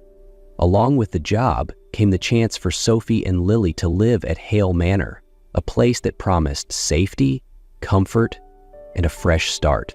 "Remember," Sophie whispered to herself, echoing the words of Mrs. Mabel, Hale Manor's formidable housekeeper. Structure and discretion, always. The gravel driveway seemed endless as it wound through meticulously kept gardens before revealing the grand mansion, its stone facade imposing yet beautiful. Sophie straightened her simple blouse and blazer, the best she could afford for her new role, and exhaled deeply. Before she could knock, the door swung open. There stood Mrs. Mabel, her silver hair pulled into a severe bun, her gaze sharp. "You're 3 minutes early, Miss Bennett," she noted with a curt nod. "Good. Mr. Hale values punctuality. You and your daughter will be shown to your quarters after the initial briefing. Follow me." Sophie stepped inside, her heels clicking on the marble floor. She caught glimpses of chandeliers and oil paintings as she hurried to keep up with Mrs. Mabel's brisk pace. Uncertainty gnawed at her. This was a world of wealth and precision, a stark contrast to her own. Yet, as she thought of Lily's bright smile and the new opportunities this job could offer her daughter, Sophie knew she had to make it work. Sophie had barely finished unpacking when Mrs. Mabel led her down a long hallway toward a cozy, sunlit wing of the house. "These will be your quarters," Mrs. Mabel said, opening the door to reveal a spacious suite with 2 bedrooms, a small sitting area, and a private bathroom. Sophie's breath caught. The room was bigger than their entire apartment. The sitting area already had a small table with crayons and coloring books, and one of the bedrooms was painted in soft pastel colors, clearly designed with Lily in mind. "Mr. Hale thought your daughter might appreciate it," Mrs. Mabel said, her stern expression softening slightly. Lily ran into the room, her eyes wide with excitement. "Mom, look, it's like a princess room." She twirled around before running to the bed, where a stuffed dragon toy was waiting for her. Sophie blinked back tears. "It's perfect." That first night at Hale Manor, Sophie tucked Lily into bed in her new room. "Do you like it here, sweetheart?" she asked softly. Lily nodded, clutching the dragon toy. "It's the best place ever. Can we stay here forever, Mom?" Sophie kissed her daughter's forehead. "As long as we can, my love." And for the first time in years, Sophie felt a sense of stability. Sophie adjusted quickly, or at least she tried to.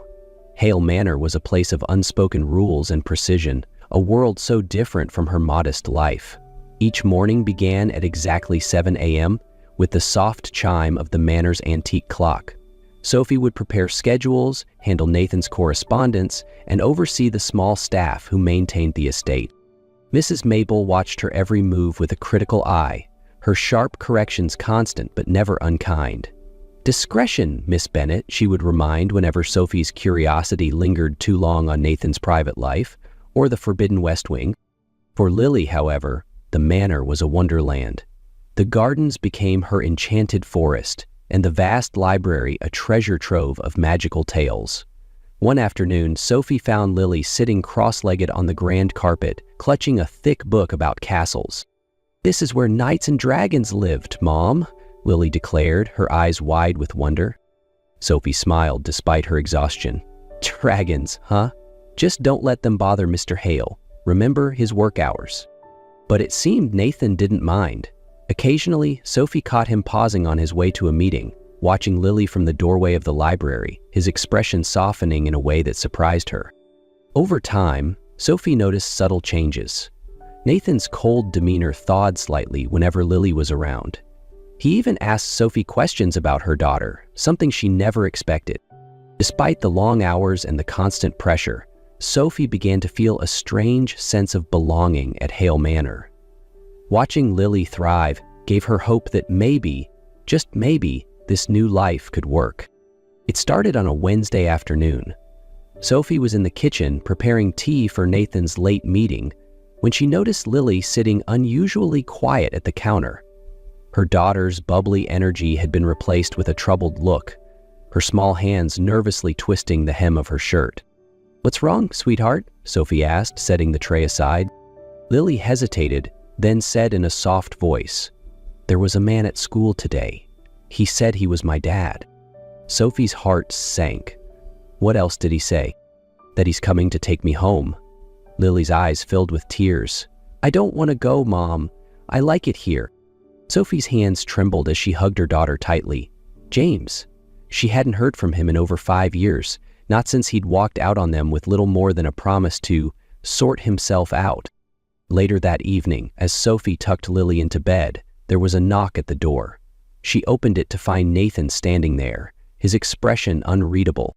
"Mrs. Mabel informed me about the man at Lily's school," he said. "Do you need help?" Sophie hesitated, torn between pride and practicality.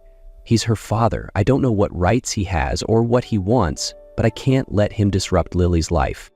Nathan's gaze softened. "You're not alone in this. We'll handle it together." The next morning, James showed up at Hale Manor unannounced. He looked older, but his cocky grin was the same. "Nice place, Sophie. Looks like you've done well for yourself." "Why are you here, James?" Sophie asked, her voice cold. "I want to see my daughter," he replied, his tone defiant. "She's not your daughter when it's convenient for you," Sophie shot back. "You left us, remember?" James stepped closer, his voice dropping. "You can't keep her from me. I'll get the courts involved if I have to." Nathan appeared in the doorway, his presence commanding. "Mr. Carter, I suggest you leave before this becomes a legal matter." James sneered. "And who are you? The knight in shining armor?" "No," Nathan replied coolly. "I'm the man who won't let you hurt them." As security escorted James off the property, Sophie's relief was short-lived. She knew this wasn't the end. James wasn't the type to give up, and the looming threat of a custody battle hung over her like a storm cloud.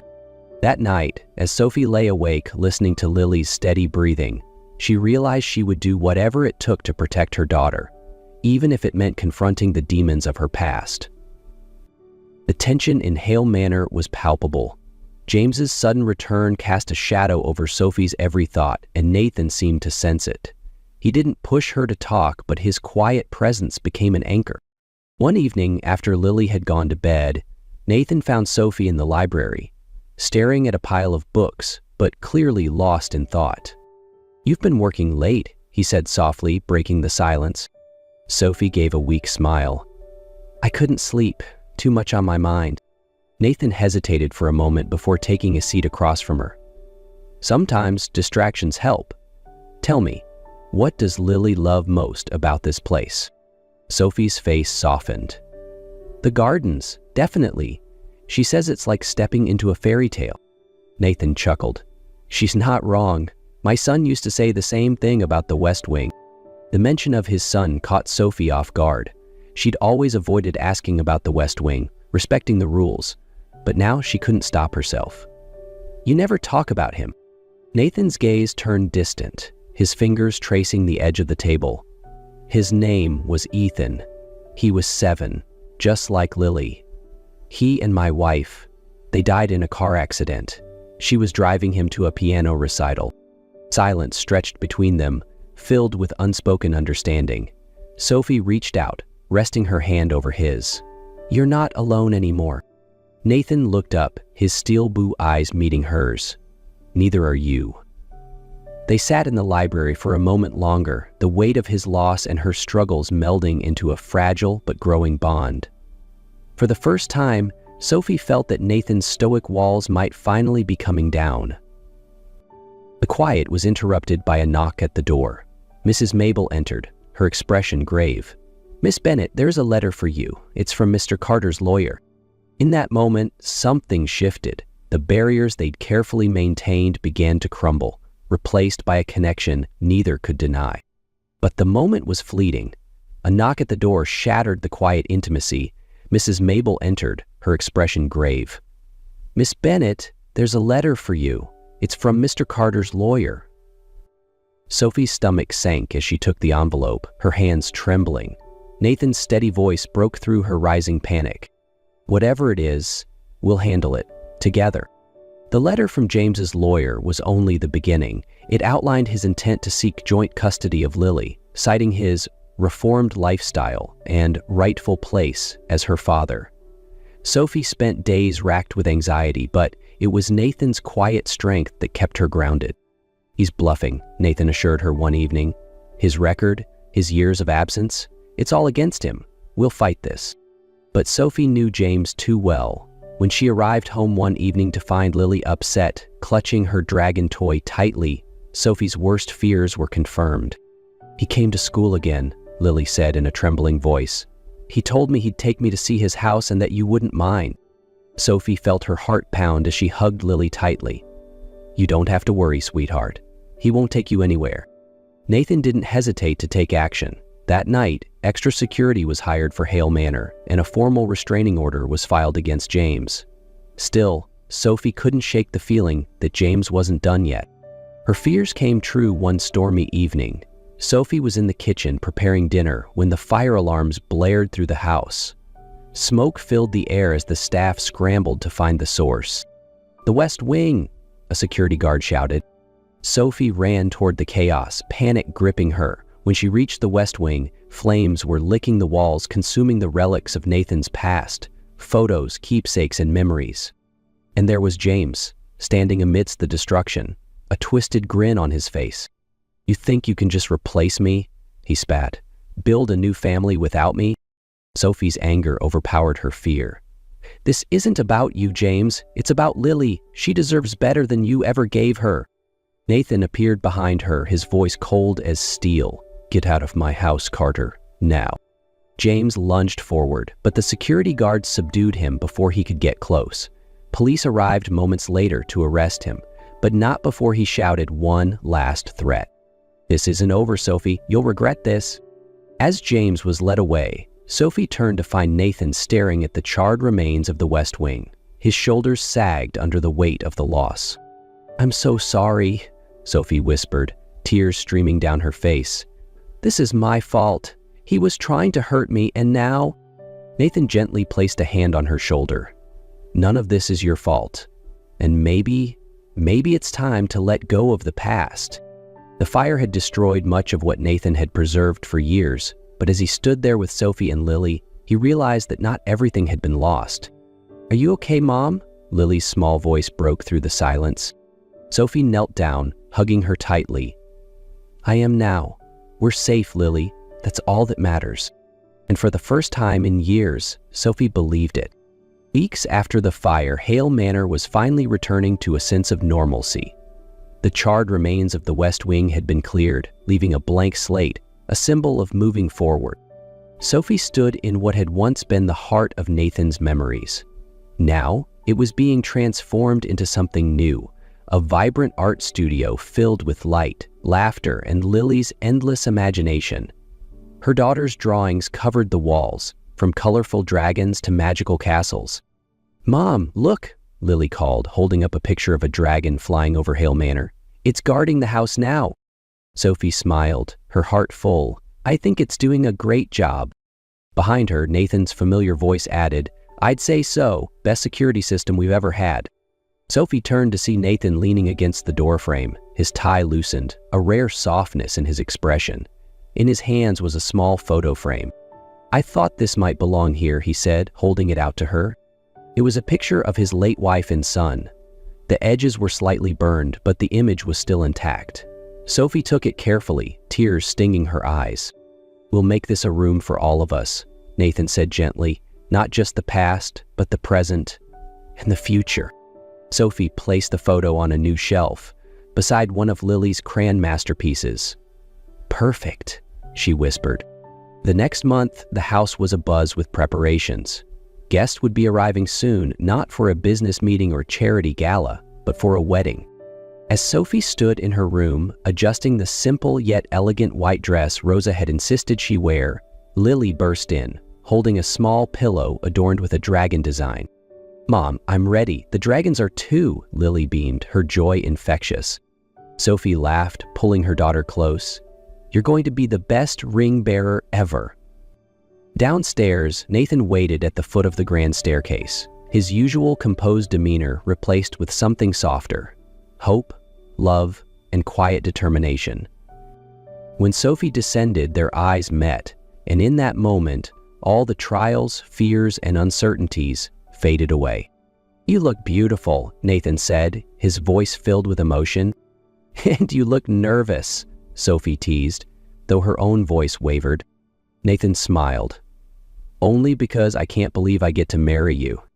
The ceremony was simple yet perfect.